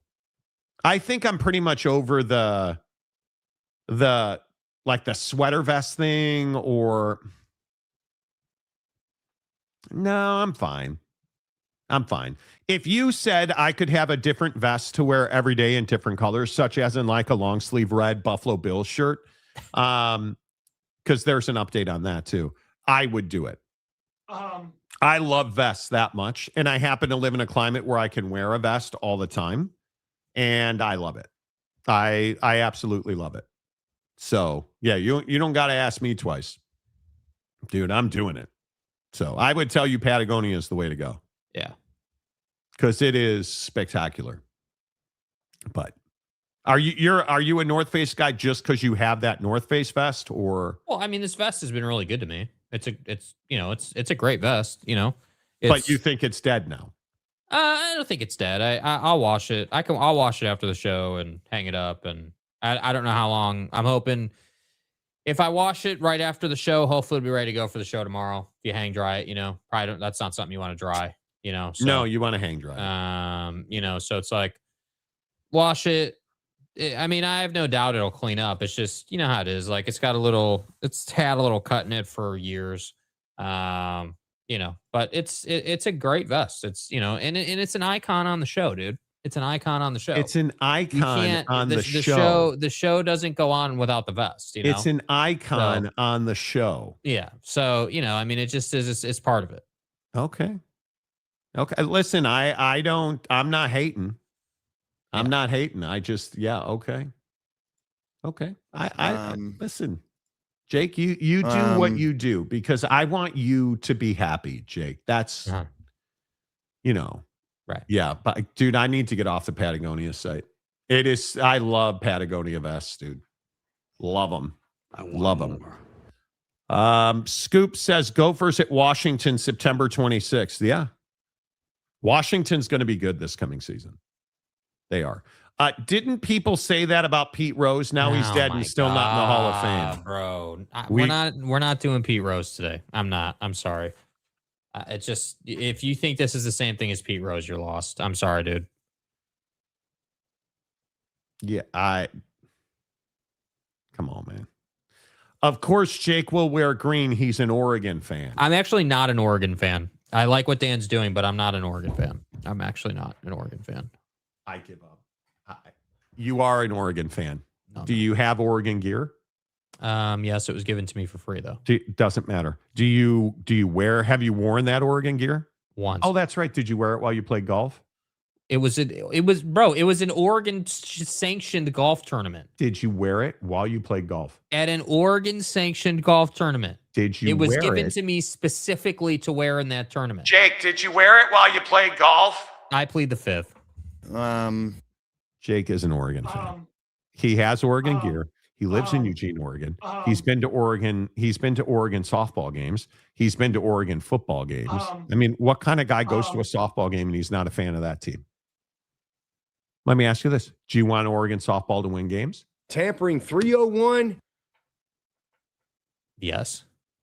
He's an Oregon fan. It's really just that simple. Have you ever had crispy duck? Have you ever had somebody else murder a duck and then eat it? No. Nope. That's a problem for you. You want to see the Ducks prosper. You're an Oregon fan. Right. I guess so. Yeah, whatever. Scumbag. Yeah. Yep. Call me Bill Polian. I don't like the color. Can we keep Jake in black? Oh, it'll be black. The color It'll is be just black. so you Yeah, the can color. see it. Yeah, the color is just so you can see the contour. Yeah, which you can't in this one because, well, Jake did it. This one you can. This one you can't. Like, I mean, this is my favorite. I would wear this. Anyway, let's move on. Monty moved to Seattle for however long. You know, I have no idea how long I'll be here. No dude's, pick says welcome to Oregon. The felon, are you a criminal defense attorney? Criminal. I like it. I like it. I admit I don't know how the hell Hall of Fame voting works, but can't he be voted in next year? Yeah, but it was a petty little scumbag who didn't want him to be first ballot. Just go get a Carhartt. Not the same. Not the same. And I'm not Dick Hammer, dude. I'm not. That's not. Dick Hammer. Yeah, that's that's reserved for a certain kind of person. Scoop says, just be your authentic self. You're an Oregon fan. Tell me you're not wearing an Oregon G-string right now. I'm not, actually. No, okay. I'm not. Yeah. Okay. I'm not. No. Mr. Rogers wore sweaters. You guys wear vests. That's right. That's correct. I'm more wholesome than that. He's a Dylan Raiola fan. No, I am really not, dude.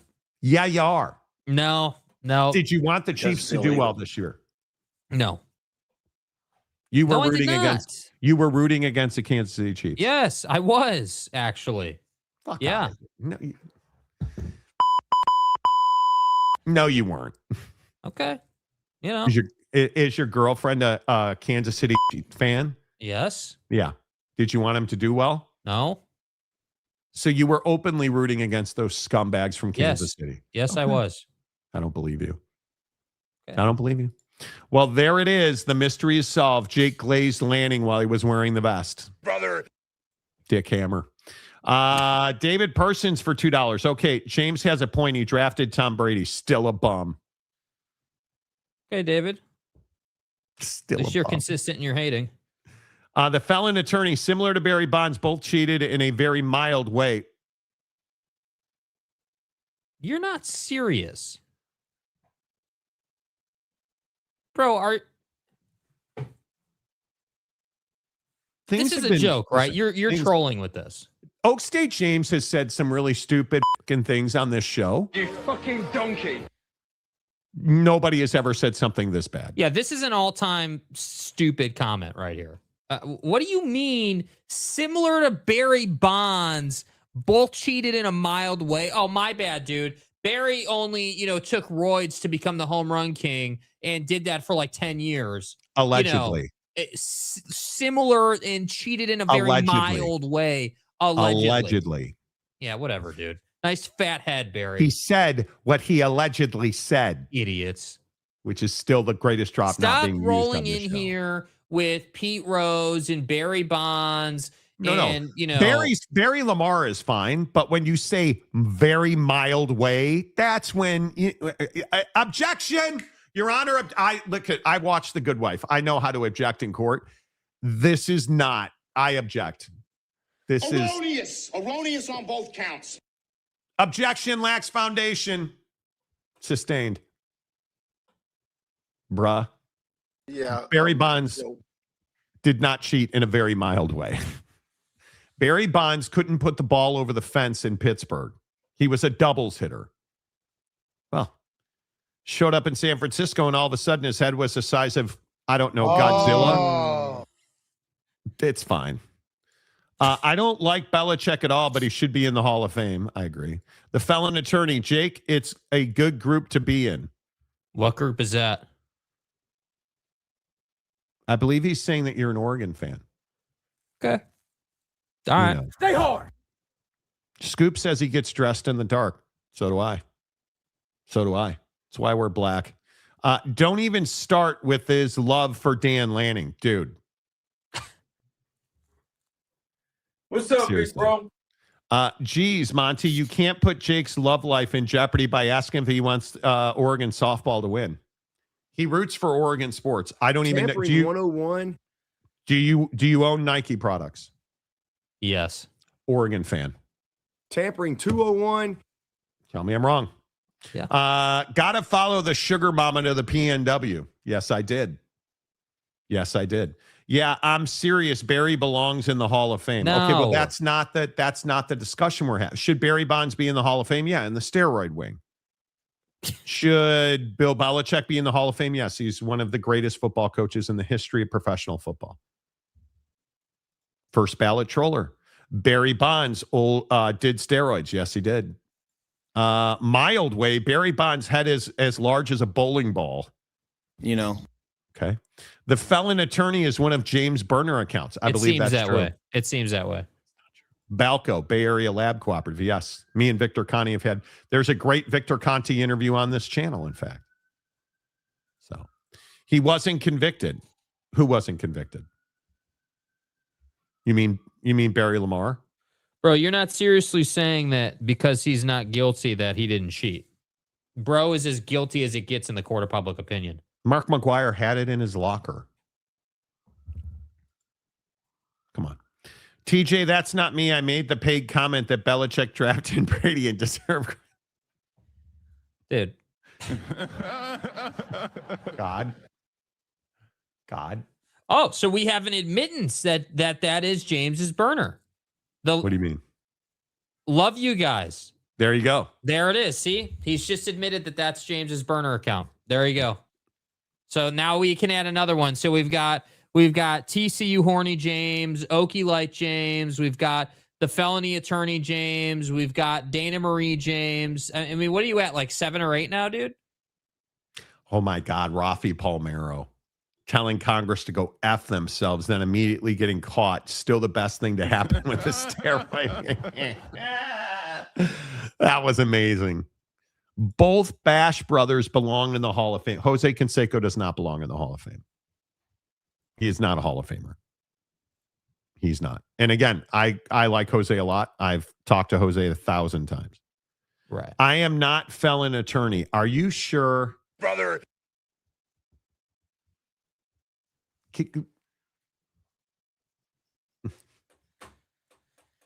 Are you stupid? Are you a stupid person? Just sit back, relax, enjoy the show, take an enema. Just relax. Just relax. I know. Oh, God. Here we go. You skipped this paid comment, No, Mom. I did not skip this paid comment, dude. I'm going to kick you in the balls.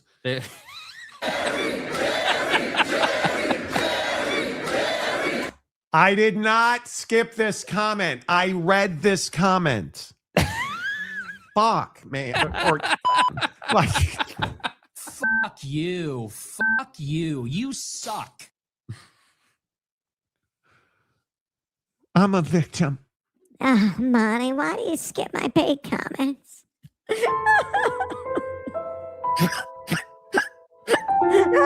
was in my CNS seating at Baylor, and I put that paid comment in, and you skipped it, you son of a bitch. I was trying to impress Fernando's mom.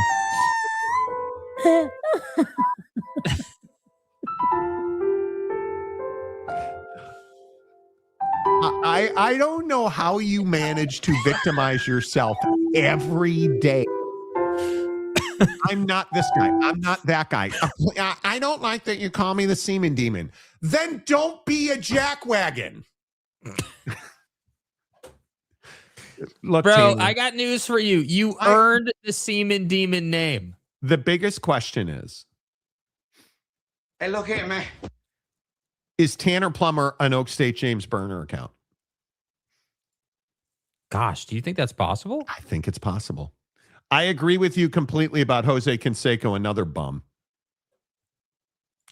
Bill had a horrible drafting resume where he would hit on occasion, which is what Dick Hammer did. He'd hit on occasion. Hammer. You know, he did not draft well. But give Bill Belichick credit. No one thought Brady was a good QB.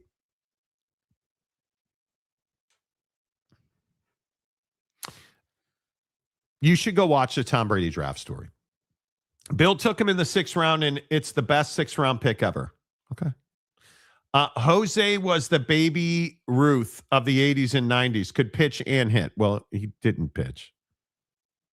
Jose Canseco, here's the problem. Jose Canseco was absolutely on the stuff. Jose Canseco, he just isn't, is what it is. Bill Belichick is the Connor Stallions of the NFL. Okay. Well, I mean, that Giant could be. Steeler guy. That could absolutely be. But do you guys really think Bill Belichick is more known for cheating than winning? No.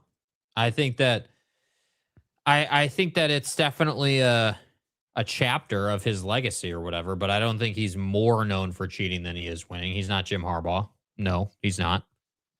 So, I think that he's known for being a red ass with the media, winning a bunch. I would agree with that. And now he's known for his drama with Jordan Hudson, right? Like, no. Why do you keep bringing that up in relation to the Hall of Fame? If we're talking about what he's known for and when people are voting for him on the Hall of Fame, it's part of the conversation. Do you think it is? Yeah, I do. Okay. I think it's a small part of the conversation. Absolutely.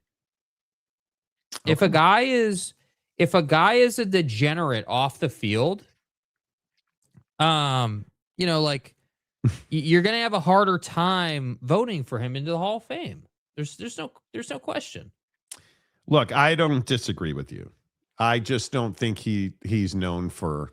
I'm not saying that was Bill Polian's motivation, right? Like, obviously the UNC girlfriend stuff wasn't the motivation for Bill, but I think when you're talking about Belichick, it's yes, they did cheat at one point, but he was fined for that and disciplined for that, and he paid his dues.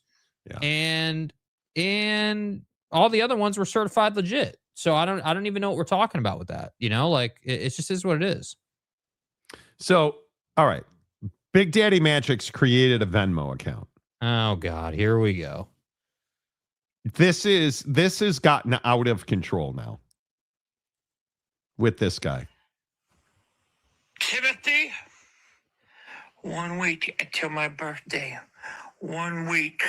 Notice he's not dressed. Do you want to feel the power of absolute joy when you see my face light up when I get my 3X Buffalo Bills hoodie? Or do you want to feel the sour and almost act an act of treason? The Bills lost. If you don't, and be sour. The Bills lost. Is it going to be happiness or is it going to be an act of war? Act of war, because the Bills lost. That's not on me. It's up to you. Listen, it's not my fault. The Bills. He sent this to me at 4:45 in the morning today. Yes. Jose Canseco was a baseball player, Timothy. Well, even I know that, and I think baseball is the mall cops of sports. It's what? Not real. And I know one thing: if Jose Canseco talked to me more than 3 times, he'd already have my birthday present delivered. Good day, Mr. Timothy. Okay, the Bills lost. What am I supposed to do about the Bills losing? The bet was if the Bills got to the Super Bowl. Oh, you don't bet. You have positions. The position was if the Bills and that little Josh Allen got to the Super Bowl, we would buy you a Bills 3X red shirt. But they didn't. He didn't. So we didn't. That's not my fault. I am not the that Josh Allen is. Me? I was over here hosting the show. I didn't rig those NFL scripts. Me? If Josh Allen still is your quarterback. Like, what am I supposed to do with that? He's sending me Michael Did you Jordan really think, dude, that Josh Allen was going to go far in the playoffs after the NFL put out this graphic earlier in the year? Did you really think that you were going to get that shirt when they gave us the script, bro? Script writers did a great job with that. Did you really think that? No, I didn't.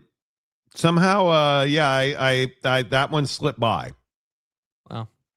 So, yeah, We'll Bro, look ahead to next year's graphic. I'm trying to figure out why I owe you something. BDM is wasted. Very well could be. You know, it's fine.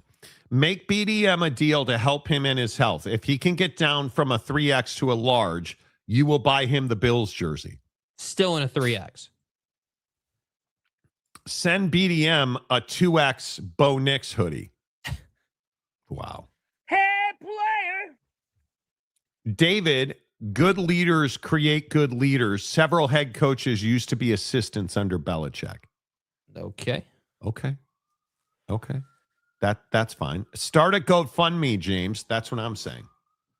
What does James want? Oh, God, more demon talk. All I want is books for my demon classes, and most of them are available on Kindle. Great. Go knock yourself out. And you have kid. to admit that your new name is the Semen Demon. If you listen, I'll buy you books on Kindle if you admit all of your fake burner accounts.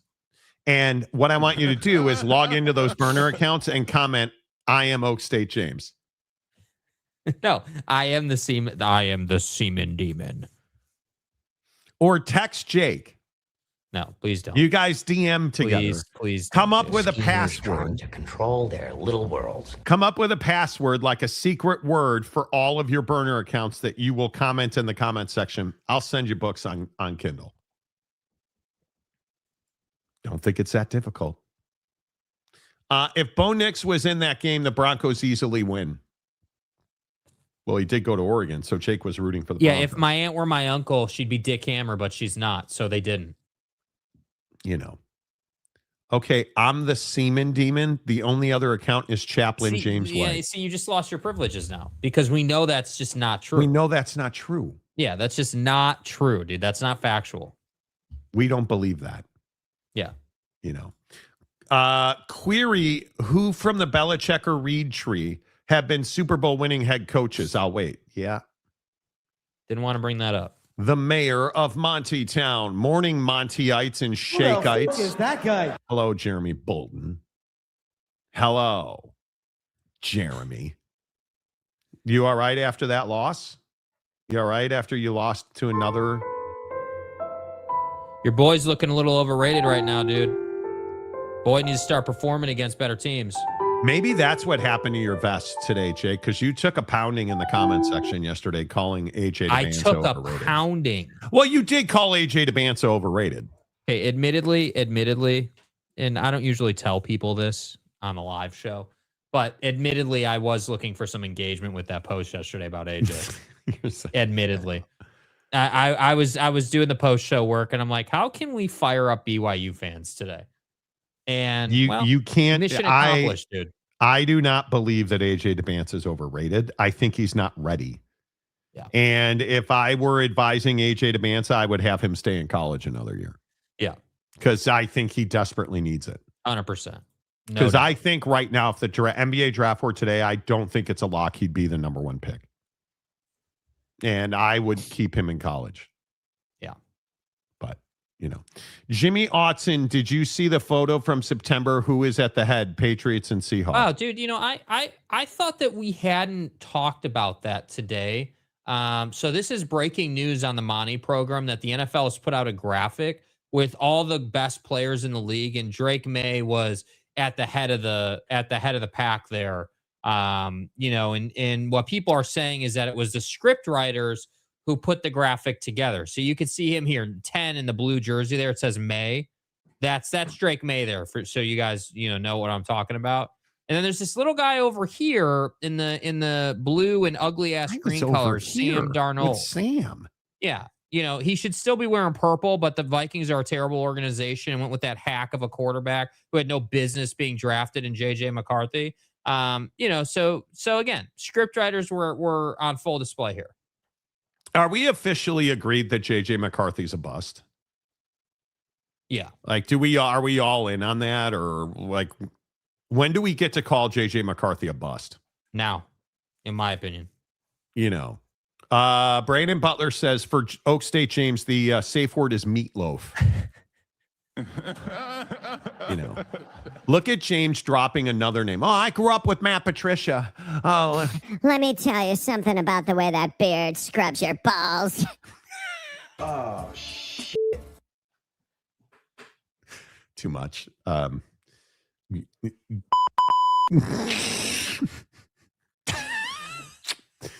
Okay, I'm not. Okay, the tuna tree, not the Bill tree. Okay. I threw my phone out the window when I saw your post. See, and I honest to God, I do not believe that I personally don't believe in Iraq they would draft AJ to number 1. Yeah, such as in like Iraq. I think AJ Nabansa needs to stay at BYU. Yeah. Because he has not played well against the best talent that they've seen. The best teams, he is shrunk. He is not. And that's a real problem. That is a real problem. So, you know, why are you so just. First of all, can we talk about my favorite restaurant filing bankruptcy, Twin Peaks? This affects me deeply. Okay. Like I said before, Twin Peaks is essentially pornography. You know. They have good, bread. Yeah. I am going to say all college basketball players should be required to stay 2 years, just like the NFL. And I think AJ needs it desperately. Desperately. Jeremy Bolton. I'll give JJ McCarthy 1 more year of being healthy. Well, he's never healthy. That's the other. That I think part that's of why he's a bust. Is the biggest reason. Yeah. The felon attorney, who in the middle, Taylor with the number 28, the date of the Super Bowl is 2/8. But look where he is, though. He's close to the front. He's not. And this is the picture we're talking about. This was released September 4th to kick off the season. And look who's leading the way into the stadium. Oh. That's what we're talking about with that photo. So, Chaplain James White, Twin Peaks is awful. I went there for 5 seconds and turned around and left. You didn't last 5 seconds. No, you're a 1 Stop second lying. kind of guy. Yeah, stop lying. You're a 2-pump chum.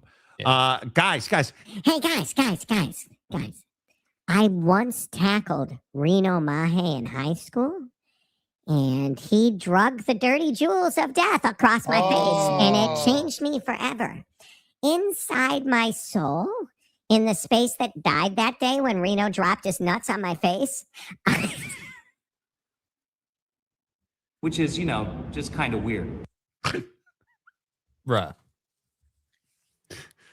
My bad.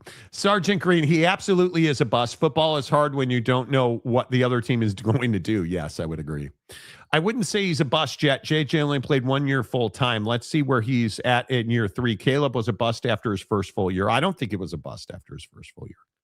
No, I think haters were saying he was a bust. Yeah, I think he actually, for what he did not have around him, I think Caleb was very good his first year. I agree JJ is not a good starting quarterback, but he should have been drafted in 6-7 rounds and be a project. Totally agree. JJ was a bust the moment he got drafted. Ooh. Yes, without a doubt, JJ McCarthy is a bust. There are even memes about him. Yes, there is. Jesuit Jimmy goes to Twin Peaks 21 times a month. Believe he does. That's the thing. I listen. I'm all for the Jesuit James thing. It's just that you always want to talk about being a demon, and I go to this school and I need books for my, just be less sufferable. You don't have to be completely insufferable. Yeah. Just be less sufferable. Who showed out worse, JJ or Zachy Poo? Ooh. JJ. Yeah. Zach showed that he was capable. For sure. I went to Twin Peaks once. We'll never go back. Why? Why won't you go back? I'm curious. Yeah, what? It's not Christian enough for you? Outlaw biker shootout in Waco was at a Twin Peaks. So is that right? They went full Sons of Anarchy on it? Twin Peaks, for those of you who don't know, is would you call it a sports bar, Jake? It basically it's is basically a altered or modified version of a porn Hooters, set. but it's like ratcheted up like 5 times. Yeah, dude, there are cans everywhere in that joint. Yeah. I just would not. I don't need that. Like, can you imagine taking your wife to Twin Peaks? No, you go there after a round of golf and with the boys, you drink beer, you eat wings, and you wind up with blue balls. Right? Like that's what it is. I'll never understand. Bless your soul. Excuse me. I'll never understand the whole strip club thing. Yeah. I guess on its face, strip clubs are sex, nude chicks, really bad buffet food, and you're paying $1,000 for that. Yes. Well, don't I get to look at nude chicks at home? I do. But I'm not, this is why I tell you, I think pornography is terrible for men. You show up at Twin Peaks, you're looking at women. That's what they're there for. That's the whole point of it. Hooters, in my opinion, was never about hot women. And if you worked at Hooters, knock yourself out. But I don't believe that Hooters was like, oh my God, look at all the hot women. It just isn't. Facial recognition. Right? Like it isn't. Right.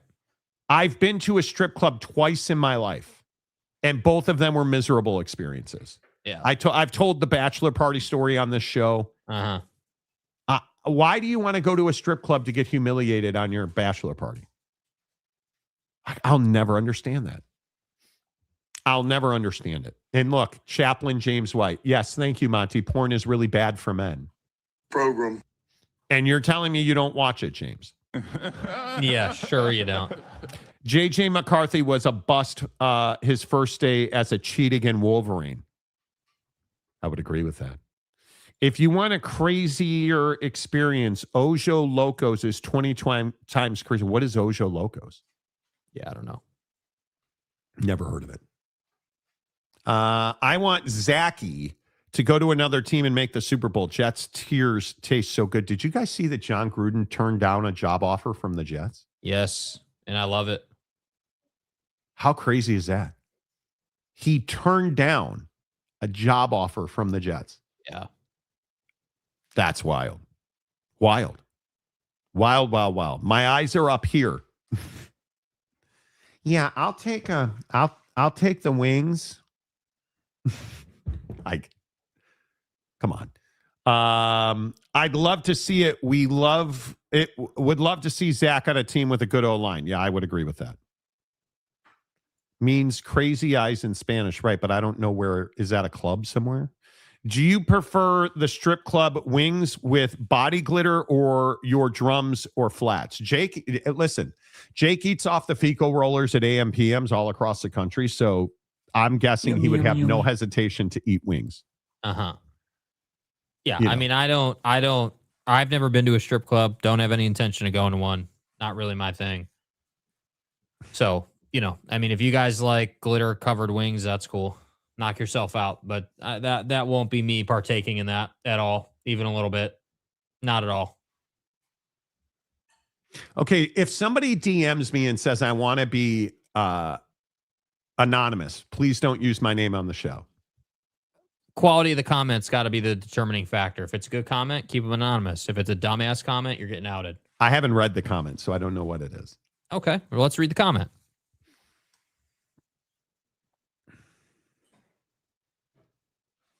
Oh, no, I'm not reading this comment. Why? Should I read this comment? It's a virtuous. Well, what's the gist? It has to do with porn addiction. I used to be a porn addict. I worked really hard to break it. Thank you for talking about pornography. Nah, I can skip over that one. Yeah.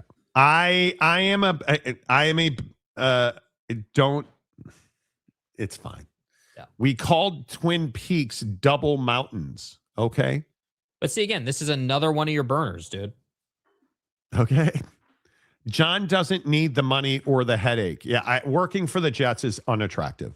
Yeah, it's a joke. You can't tell me he doesn't want to coach again. I don't believe that for a second. Because Gruden is going to be a head coach of the Raiders. Yeah, I don't think so. Nah. Oh, look. James said, whoa, comment dump.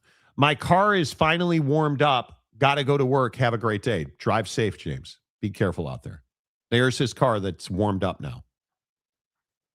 It is so miserably winterific in this country right now. Yes, it is. Winter is not playing games this year, dude. Be careful when you guys are driving. I love it when you say Boyd Lake, the SEO king of America. Oh, say it! Oh my God, just like that. Oh, Boyd. Too much. That's the kind of reaction you wanted, right, Boyd? Too much. Boyd Lake, the SEO king of America. Except in Utah, no winter here. Dude, it's brutal. It is brutal. I was talking to a dude in Coeur d'Alene, Idaho yesterday. Coeur d'Alene. And he was saying that it has been a boom not having winter in the mountain region. He works from Coeur d'Alene all the way down to Utah. He was saying it's been a boom for his construction business. That he has got more, last year at this time, he had no crews working. This year, between Idaho and Utah, he has 11 crews working. They're pouring concrete. They're putting roofs on. They're doing metal roofs. Like when I was talking to this guy, he was telling me, hey, I just finished pouring a stamped concrete driveway. And it's because the weather is so warm. It's just, isn't it crazy? Yes. Like, I feel bad for the winter community, but what was he telling me? Well, the other thing is most of his laborers go work as plow drivers in the mountains. Dick Hammer. And those jobs don't exist. Those jobs are not stock this year. Scoop says, hi today, near 80 for me. Where are you, Scoop? Ooh, I live in Florida. I'm a Tampa guy. No, did you see the weather in Florida? No. Dude, there is a Florida freeze. Winter weather advisory in Orlando. A blanket of cold weather and freezing temps is coming from Mickey's ass. Central Florida has a freeze warning that ends 9 a.m. on Wednesday. They're expecting temperatures in Orlando to be 29 to 39 with wind chills ranging 24 to 30 in Melbourne. That's crazy. 24 degrees in Florida. 24 degrees in Florida is what we're doing right now. It's crazy to me. I will never understand how do we end up at 24 degrees? Climate change. Nothing like snowboarding on gravel. It's the best. I guess I gave it up at the right time. Cave Creek, Arizona. Hello. How's your water supply in Cave Creek? Ugh. You know, got more ice than snow. I hate the cold. I hate the cold too. I don't, my wife would probably disagree, but I don't walk to work every day. I actually love the weather here. It has been, I think and now granted, it's been 14 days of no rain, which has been really nice. And the bright orb in the sky has actually been out this week, which is even crazier. Yeah. But I actually really like the climate here. I am hoping to, and I don't know that my wife will let me actually put a leash on her, but I may tie a rope around her waist and drag her to the golf course this weekend. Golf. Listen to the weather in Seattle this weekend. It is going to be 50 rain today, 55 and rain tomorrow, 53 and rain on, and now it's supposed to rain on Saturday and Sunday. Never mind.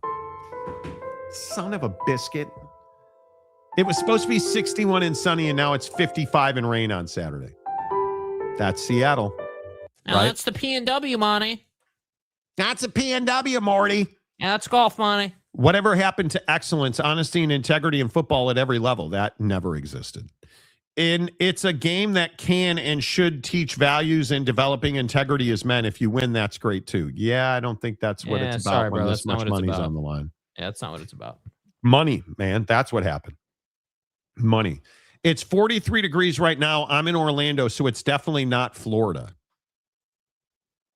What do you mean?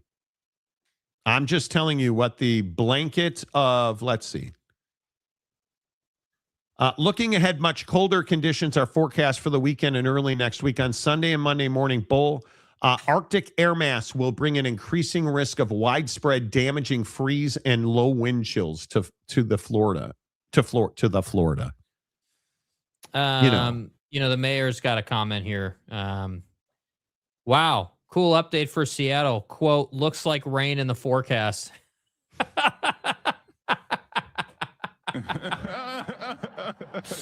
Bro. Feels like there's not a whole lot of sympathy there. Dude. Which is fine. Florida going to have a bunch of frozen iguanas falling out of trees. This says the entire Central Florida corridor. Yeah, that whole trees exploding in the north because of the sap expanding in them is crazy. Yeah. Original Sammy Sam. High today for me, 65 in Biloxi. I ran away from Texas because I knew the power grid was going to fail. Well. Yeah. The felon attorney, it's finally raining here in Eugene. Wow. The felon attorney is a fellow Eugeneite. Look at that, Jake. Warmed up in the morning above freezing. Are you a golfer, felon attorney? Have you been playing the winter golf here that I refuse to play? Oh, yeah, let's golf together. Show me your shaft, big boy. Probably should turn that off. I miss it. I actually am fully into golf. I bought one of those. It's a putting gate, and it's got the dials on the tip of it. Yeah. Dude, it's hard. It is. No, the putting gate, it's difficult. See, you don't put me in a strong position here, dude. Dick Hammer. Like, what am I supposed to do? I knew as soon as I said that. And look what I have. Look what I have sitting right here. Look what I have sitting right here. This is a empty box of green Kirkland golf balls. Because I was putting on my tile floor yesterday. Right. So. Right. Water is currently an issue in Cave Creek. What's that, like that you don't have any? Yeah, the issue in Salt Lake is going to become a real problem this summer, dude. If there's not a serious bounce back, you're going to be in full-on drought condition. Without a snowpack. Yeah, you're going to be in a real bad place. Yeah. Cave Creek has a huge Steelers bar, but I'm a Gopher fan. Okay. Do you golf? Where do you play golf at? Arizona Golf. Where did we play in was it McDowell? Where did we play? I don't remember where we played. The course we actually liked in Scottsdale. Scottsdale National, I think it was. No. We played like McDowell Ranch or something. I can't remember. But I'm off the Troon bandwagon. Yeah. Jake and I are going to Pelican Hill in a couple of weeks. And I was looking at other courses in Southern California to play. The Troon courses are so stupidly expensive. It's expensive for what, too? Like, that's my Monty problem. Mrs. Monty and I played a Muni. She grew up near this golf course. We played it, and it was really a good Muni. Yeah. We should go play a Muni. We're going to play Pelican Hill once. Yeah. We should go play a Muni and just have a bang around round. Yeah. No, for sure. I don't. It's like I was saying yesterday when we were talking about golf. Like, I'm not really here anymore for pay $1 million for every single nice course. Like, Pelican is one thing. Like, Pelican is a bona fide, beautiful course, dude. Like, everything from the facility to the range to the course itself to how they treat you on court. Like, all that lives up to it, dude. It's totally worth it. I'm here for it. Even the valet and the bag service when you roll up is outstanding. But I'm a little sick and tired of, oh yeah, we're a world-class facility that paints our fairways and can't use water because we're in Arizona and there's a water shortage, but you're still going to pay $300 for that round. No, dude, I'm not. Actually, I'm not. No, I'm not. I'm not going to pay for that. And I'm more than happy to go and shoot my 85 or 89 or whatever it is on that day out on a Muni. It's one of my favorite things about Salt Lake is that Glenmore Golf Club in South Jordan is outstanding. Love that course. Great course to work on your game. Like a million different ways you can play that course. And then the Park City courses. Like Park City Municipal is a bit expensive, $100 a head, but it is nice. It is. It lives up to it. I hate their range, but other than that, it's solid.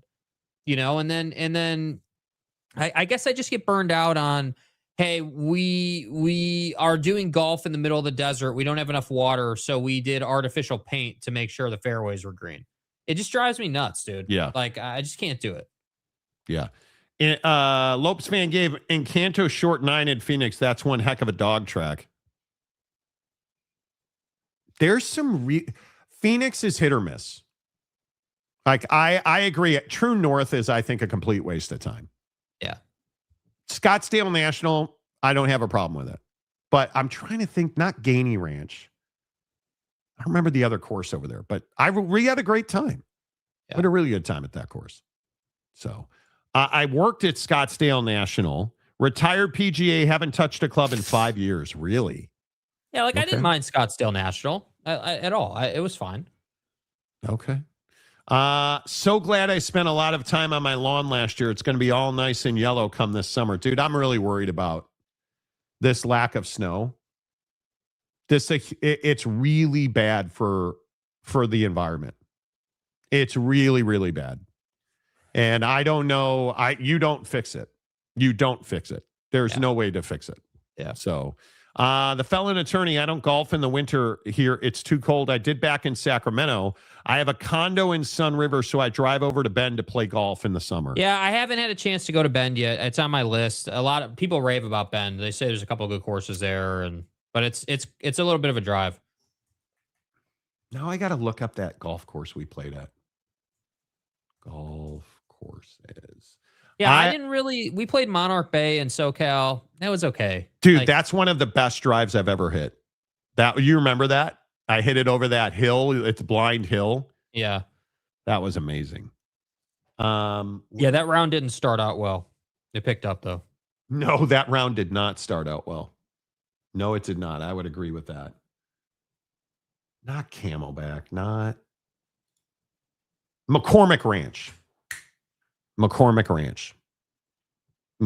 Ranch was awesome. That was a fun round of golf.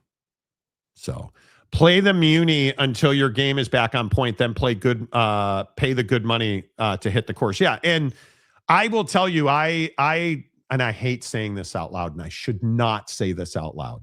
Uh-huh. I feel like I've kind of turned a corner in my swing because I fully understand posture now. Fully understand posture. So that and Rolling Hills North Course are all I need in this life. Okay. Lopes fan Gabe. Hope little Lope is good. Hope Mrs. Lope is good. I bet if Alex Caruso designed a course, it would just be hidden sand traps everywhere. Right. You know, McCormick Ranch is a dog track. What does that mean? Yeah. I loved it. I loved it. I thought McCormick Ranch was great. Was fun. Greyhawk's great. I've played it one time. Jake won't pay to play Greyhawk. No. It is expensive. It's stupidly expensive. I agree with that. So, McCormick Ranch was fun. I had a good time. I agree. I love playing nice golf courses. I do love playing nice golf courses, but the money you spend on nice golf courses, it's just so expensive. And I don't know that I can get down with that. Yeah. And my thing is, like, on the regular, there's a lot of times where I'm not looking to constantly play the nicest course. Like, the course is almost, like, on the regular, is almost secondary to, like, how I'm playing and, like, the positions I'm in and, like, what, how I'm hitting the driver, how I'm hitting the wedge. Like, all that stuff is the stuff I really enjoy about the game. It's playing a nice course is awesome, but if I can be...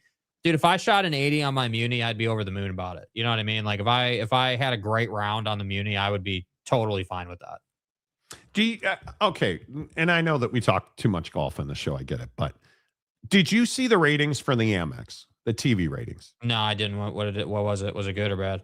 Massive. Yeah. Up 284%. Yeah. Do you think golf is seeing a renaissance? Yeah, I think there's a ton of people playing golf right now. Yeah, I do. And I think that I'm YouTube golf pushes forward the TV ratings a lot. I think that I'm not really big on YouTube golf. It just has never really caught my attention that way. But I followed the MX all 4 days. I don't love I understand it's the first tournament of the year. I get it. It's the MX. Totally understand. I'm not a big fan of the cut being after the third round, but whatever. And they don't make it a big deal, but just the whole we're playing with, the amateurs or amateurs on the first couple of days. Yeah, it's a pro-am. I just okay.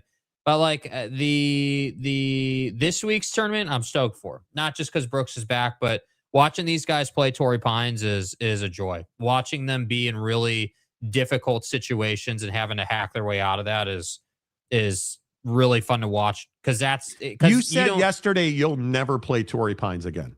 Yeah, it'll be unless I can play it for free. I just have and I would never pay to play it again. It's the only way I would ever recommend someone plays Torrey Pines is if you're a 5 handicap or less, like a guy who can drive it in the fairway. You have to drive it accurately. Yeah. The rough at Torrey is so long. If you can drive it consistently to a point where you don't have to worry about the rough as much, like I understand every golfer is going to hit it in the rough from time to time. But what I mean is if you don't have a swing that allows you to hit, every, hit 3, let's call it 5 out of every 10 fairways you're swinging on, you probably shouldn't be playing Torrey Pines. It's just too difficult.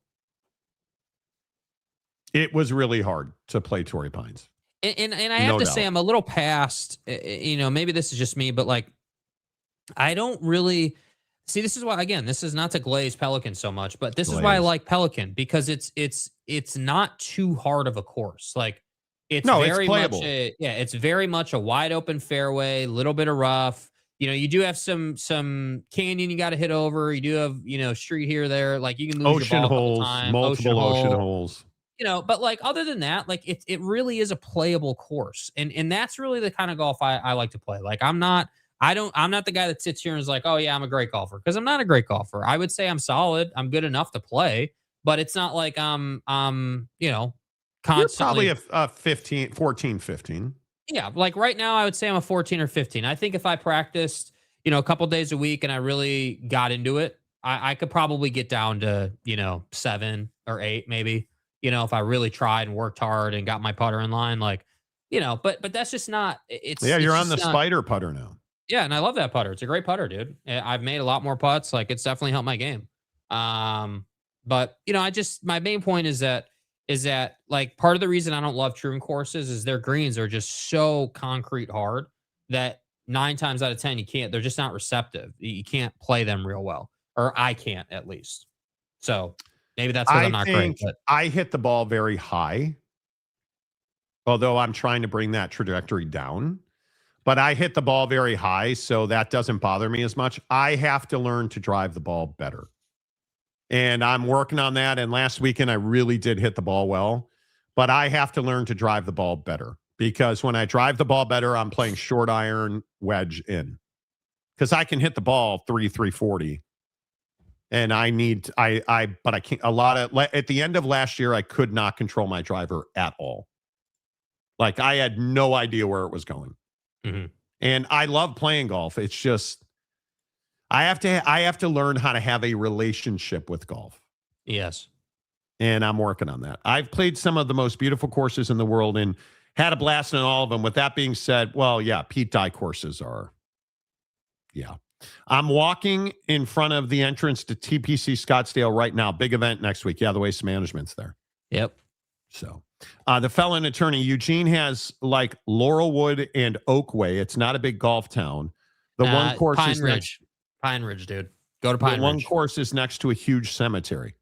Yeah, you don't want to go to Oakway. Laurelwood's also pretty mid. You should play Pine Ridge. Have you been to Oakway?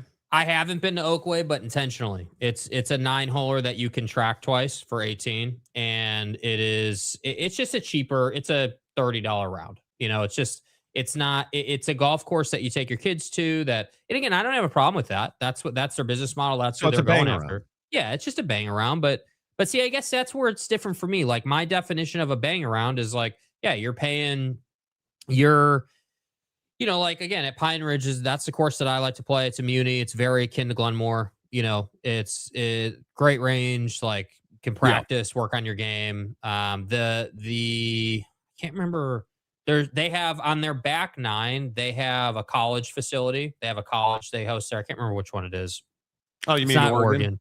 No, it's not Oregon. It's like a junior college. Plays their stuff out of there.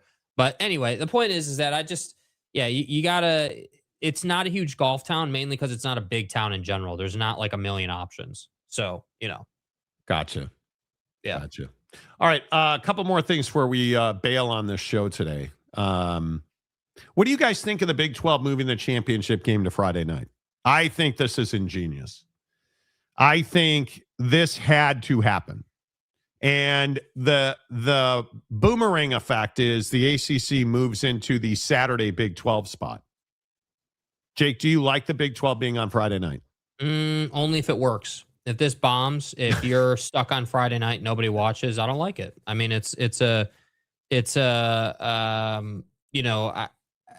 Friday night can be good. It's an exclusive window, so that's great.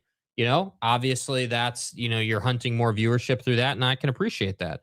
I'm inclined to think that a Friday night primetime slot's going to perform better than 10 a.m. Pacific on a Saturday morning. I would agree with that. However, if your matchup for the Big 12 championship game is ass and nobody watches, who really cares? And if you're the only conference not playing on Saturday, now we're operating from a position of weakness. But I also think having all the conference games on Saturday drown out the Big 12. Yeah. And I think it is the conference is already set up to have Texas Tech versus somebody in the Big 12 championship. Yeah. I think Texas Tech, they have the easiest schedule I think I've ever seen for a reigning conference champ. It's ridiculous. I would be surprised if it wasn't Texas Tech and BYU again. I expect a massive year out of Bear Bachmeier. But if you can put Texas Tech and BYU on the national stage alone, why wouldn't you do that? Yeah. And like I said, if it's Texas Tech and BYU, great. I have no problem with it. These 10 a.m. kickoffs don't work. You need a primetime game on a national stage, which is what Friday night gets you. And you're right. It's risk reward. This is the right thing to do. This is unequivocally, without doubt, the right thing to do. And I think whether it's Arlington or, wherever it winds up being played, because there's some folks who think it's going to be in Vegas. I don't know if that's the case. If you are the G5s, the Mountain West, the Pac 68, this sucks because they're direct competitors now. So yeah, I think this is a very smart move. Yeah, I just want it to work. You know what I mean? I just want it to work, and I don't want to have us have a conversation about, hey, Big 12 viewership was down since they moved to Friday night. I would hate to see that happen. Yeah, I agree. The schedule is a joke. Brutal. The Pac-12 championship was Friday night. Yes, it was, and it did well for the Pac-12. Big 12 moving to Friday feels like machination, playing on off days. I think it's the right thing to do. You mean Macnate? Okay. Yes, it did very well on Friday, but they need to move the championship game from Indiana. I think this is smart by the Big 12 because it's going to deliver you it should deliver you 1 million more viewers than being drowned out on a Saturday morning. So I think it will do well. That's, in my opinion, I think it will do quite well. Yeah, hopefully they can crack 8 million. That would be great. That would be what you're looking for. They're not going to get anywhere near that. Well, I don't even know what it did. What did the Big 12 championship game do this year? 6. Yeah, I think it did 6. Yeah. I think if you do 6 again, that would be fantastic.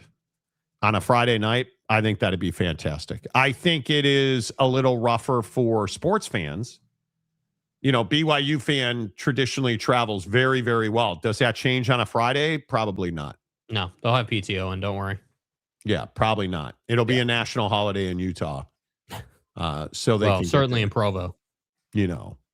But I think, you mixed it up with the Big Ten, correct? ACC should do Thursday. The ACC, I think this Darian Mensah to Miami story may well have saved the ACC. Because, again, I think people want to see Miami in big games. And they did not have a quarterback of note. And I think did you guys see Darian Mensah? We talked about it yesterday on the show. Darian Mensah and Duke have parted ways. Amicably. Darian Mensah is going to be the starting quarterback at Miami. And I think that had to happen. That was huge. Yeah. That had to happen. No doubt about it. I'm now rocking back and forth in the corner. I'm not talking BYU, Utah. I'm not talking BYU, Utah. How big is BYU, Utah for BYU fan right now? Oh, I think it matters in football. It certainly matters. No question about it. I think that BYU fan loves to stick it to Utah fan. BYU fan loves to say, I told you so. And they're able to do that right now. No question about it. And I think that, BYU fan is ready to enjoy winning and enjoy, being on top and enjoy, being able to say, I told you so. I think that I'm extremely concerned about Utah and where they're at. I think that Utah football, there's risk. I think that there is, 2-3 seasons of downside right now. I think you're looking at anywhere between, 5 to 7 wins at most in year one, if we're being nice. And I just think that the Big 12, look, if you're going to move your championship game to Friday night, you got to have great matchups. And not having Utah not be a good football team right now is not what the Big 12 needed. But certainly BYU can fill that slot a little bit and can, work with that. So,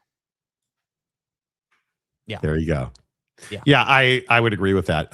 It always matters to me, no matter if we suck or if Utah sucks. Bigger than Utah versus Utah State, but Utah State's invisible. BYU versus Utah will always matter. I think some BYU fans are trying to play the Utah card and be like, we don't even care about that game anymore. I think that's crazy.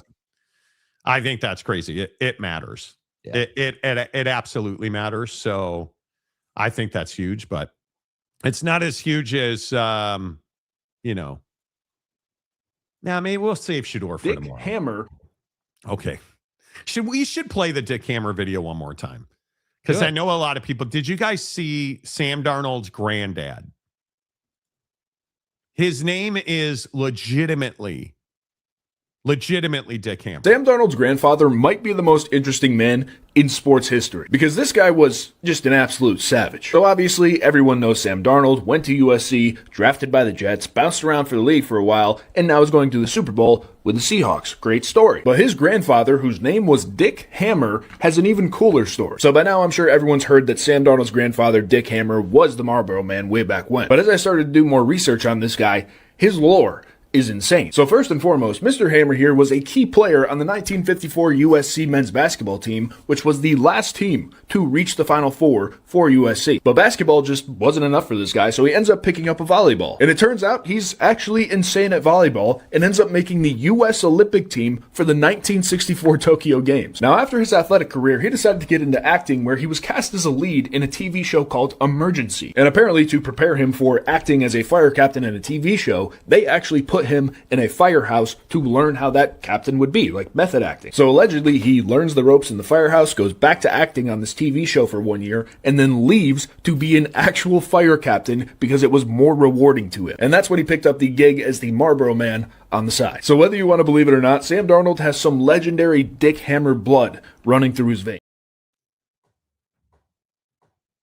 Dick Hammer. Hell of a name. His name is Dick Hammer. Dick Hammer. I don't know that there's ever been a more manly man than Dick Hammer. Nope. Nope. And- Marlboro Man, cowboy, fireman, hooper, volleyballer. Doesn't really get much better than that, dude. TV star. Yeah, TV Like, star. That's incredible. What do you do in life if your name is Dick Hammer? If Thrive, your name is enjoy Dick it. Hammer, what do you do in life if your name is Dick Hammer? Crush. I don't even, you know what you do? Dick Hammer. That's right. You know what you do? No, not even Holly Rowe. No. But it is whatever you want. Yeah. Yeah. Dick Hammer's a great name. Yes, And it is. it will live in this show. The lore of Dick Hammer will live in this show. And really, we need to be careful what we say. Dick Hammer. Dick's Hammer. This is a family show. It's possessive. So Dick's Hammer, legendary. Kind of on like this Nick show. Chubb, but it's Dick's Hammer. Different but similar. Yeah. Different than Nick's Chubb, but similar to Dick's Hammer. Same, but different, but same. Dude, you have to have like what minimum size 13 shoe. Minimum. Yeah. Right? minimum. Like you better And have. it's not a shoe, it's a cowboy boot with him. Richard better have a Dick Hammer. Like you better, dude. I mean, look at, and so good morning. Hello. Brown eye. Good to see you, Shorty. Dick Hammer. Been too long. Subbing for a band director today. Best sub job. They literally watch themselves. Band kids are a different breed. Jake, you were a band kid growing up, weren't you? No, I was not. You played the trombone. No, I did not. You didn't. You were only a sports kid. I played the saxophone and the drums. Yeah. Yeah. I don't have time to get into why I was chasing the first chair flautist. But I was. But I was. Jake, go vest shopping today. Yeah, can you not show up with Dick Hammer on your chest? Yeah, I'll tomorrow? throw it in the washer as soon as we get off the show. Can't confirm whether I'll have a vest for tomorrow or not. How long has it been since you washed that thing? I don't know. Couldn't tell you. Have you Long ever time. washed it? Don't believe so. No. Nope.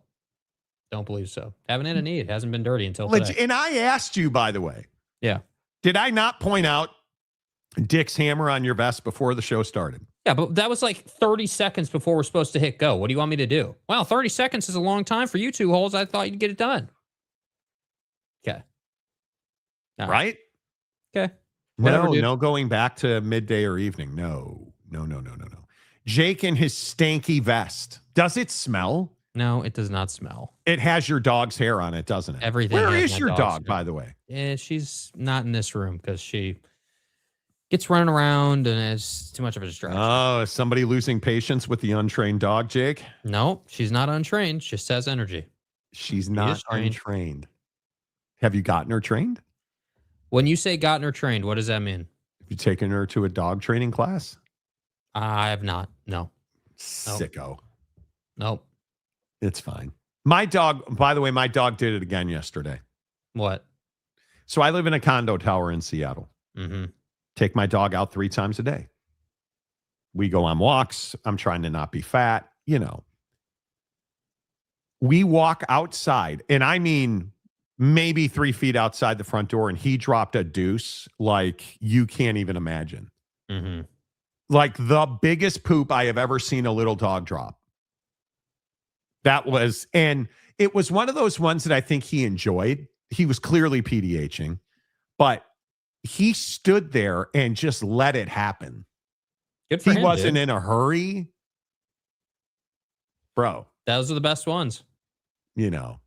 Jeremiah Champion, how long has it been since you washed that? Me asking my roommate about his pillow and blankets. Oh. Dick Hammer. Solution, wear something else. Okay, that's enough. Stop, please. Yeah, that doesn't work, dude. That doesn't work. Old dirty Vester. See what he did there? Right, Vester. Right. Right. Jake is part of the Wu-Tang clan now. Yes, he is. Old dirty Vester. I'm glad I'm not the only one who figured that out. Yeah. You ready to go? You look like you're ready to. What are you doing? No. You look ready to go. No, I'm good. Okay. Yeah. The Monty Show is always presented by the Advocates. Advocates.com. 365. I guess we got to get into Super Bowl prep and Pro Bowl prep for tomorrow. God, we're just thrilled to talk about the Pro Bowl who nobody cares about. But the Shador Sanders thing is interesting. It is. We'll get into that tomorrow. For all of your needs when it comes to workman's comp, injury, auto accident, slips and falls, the Advocates at theadvocates.com. Be careful with all this weather out there. Drive safely, and if the worst happens, get to the best at theadvocates.com. Until tomorrow, say goodbye, Jake. Goodbye, Jake.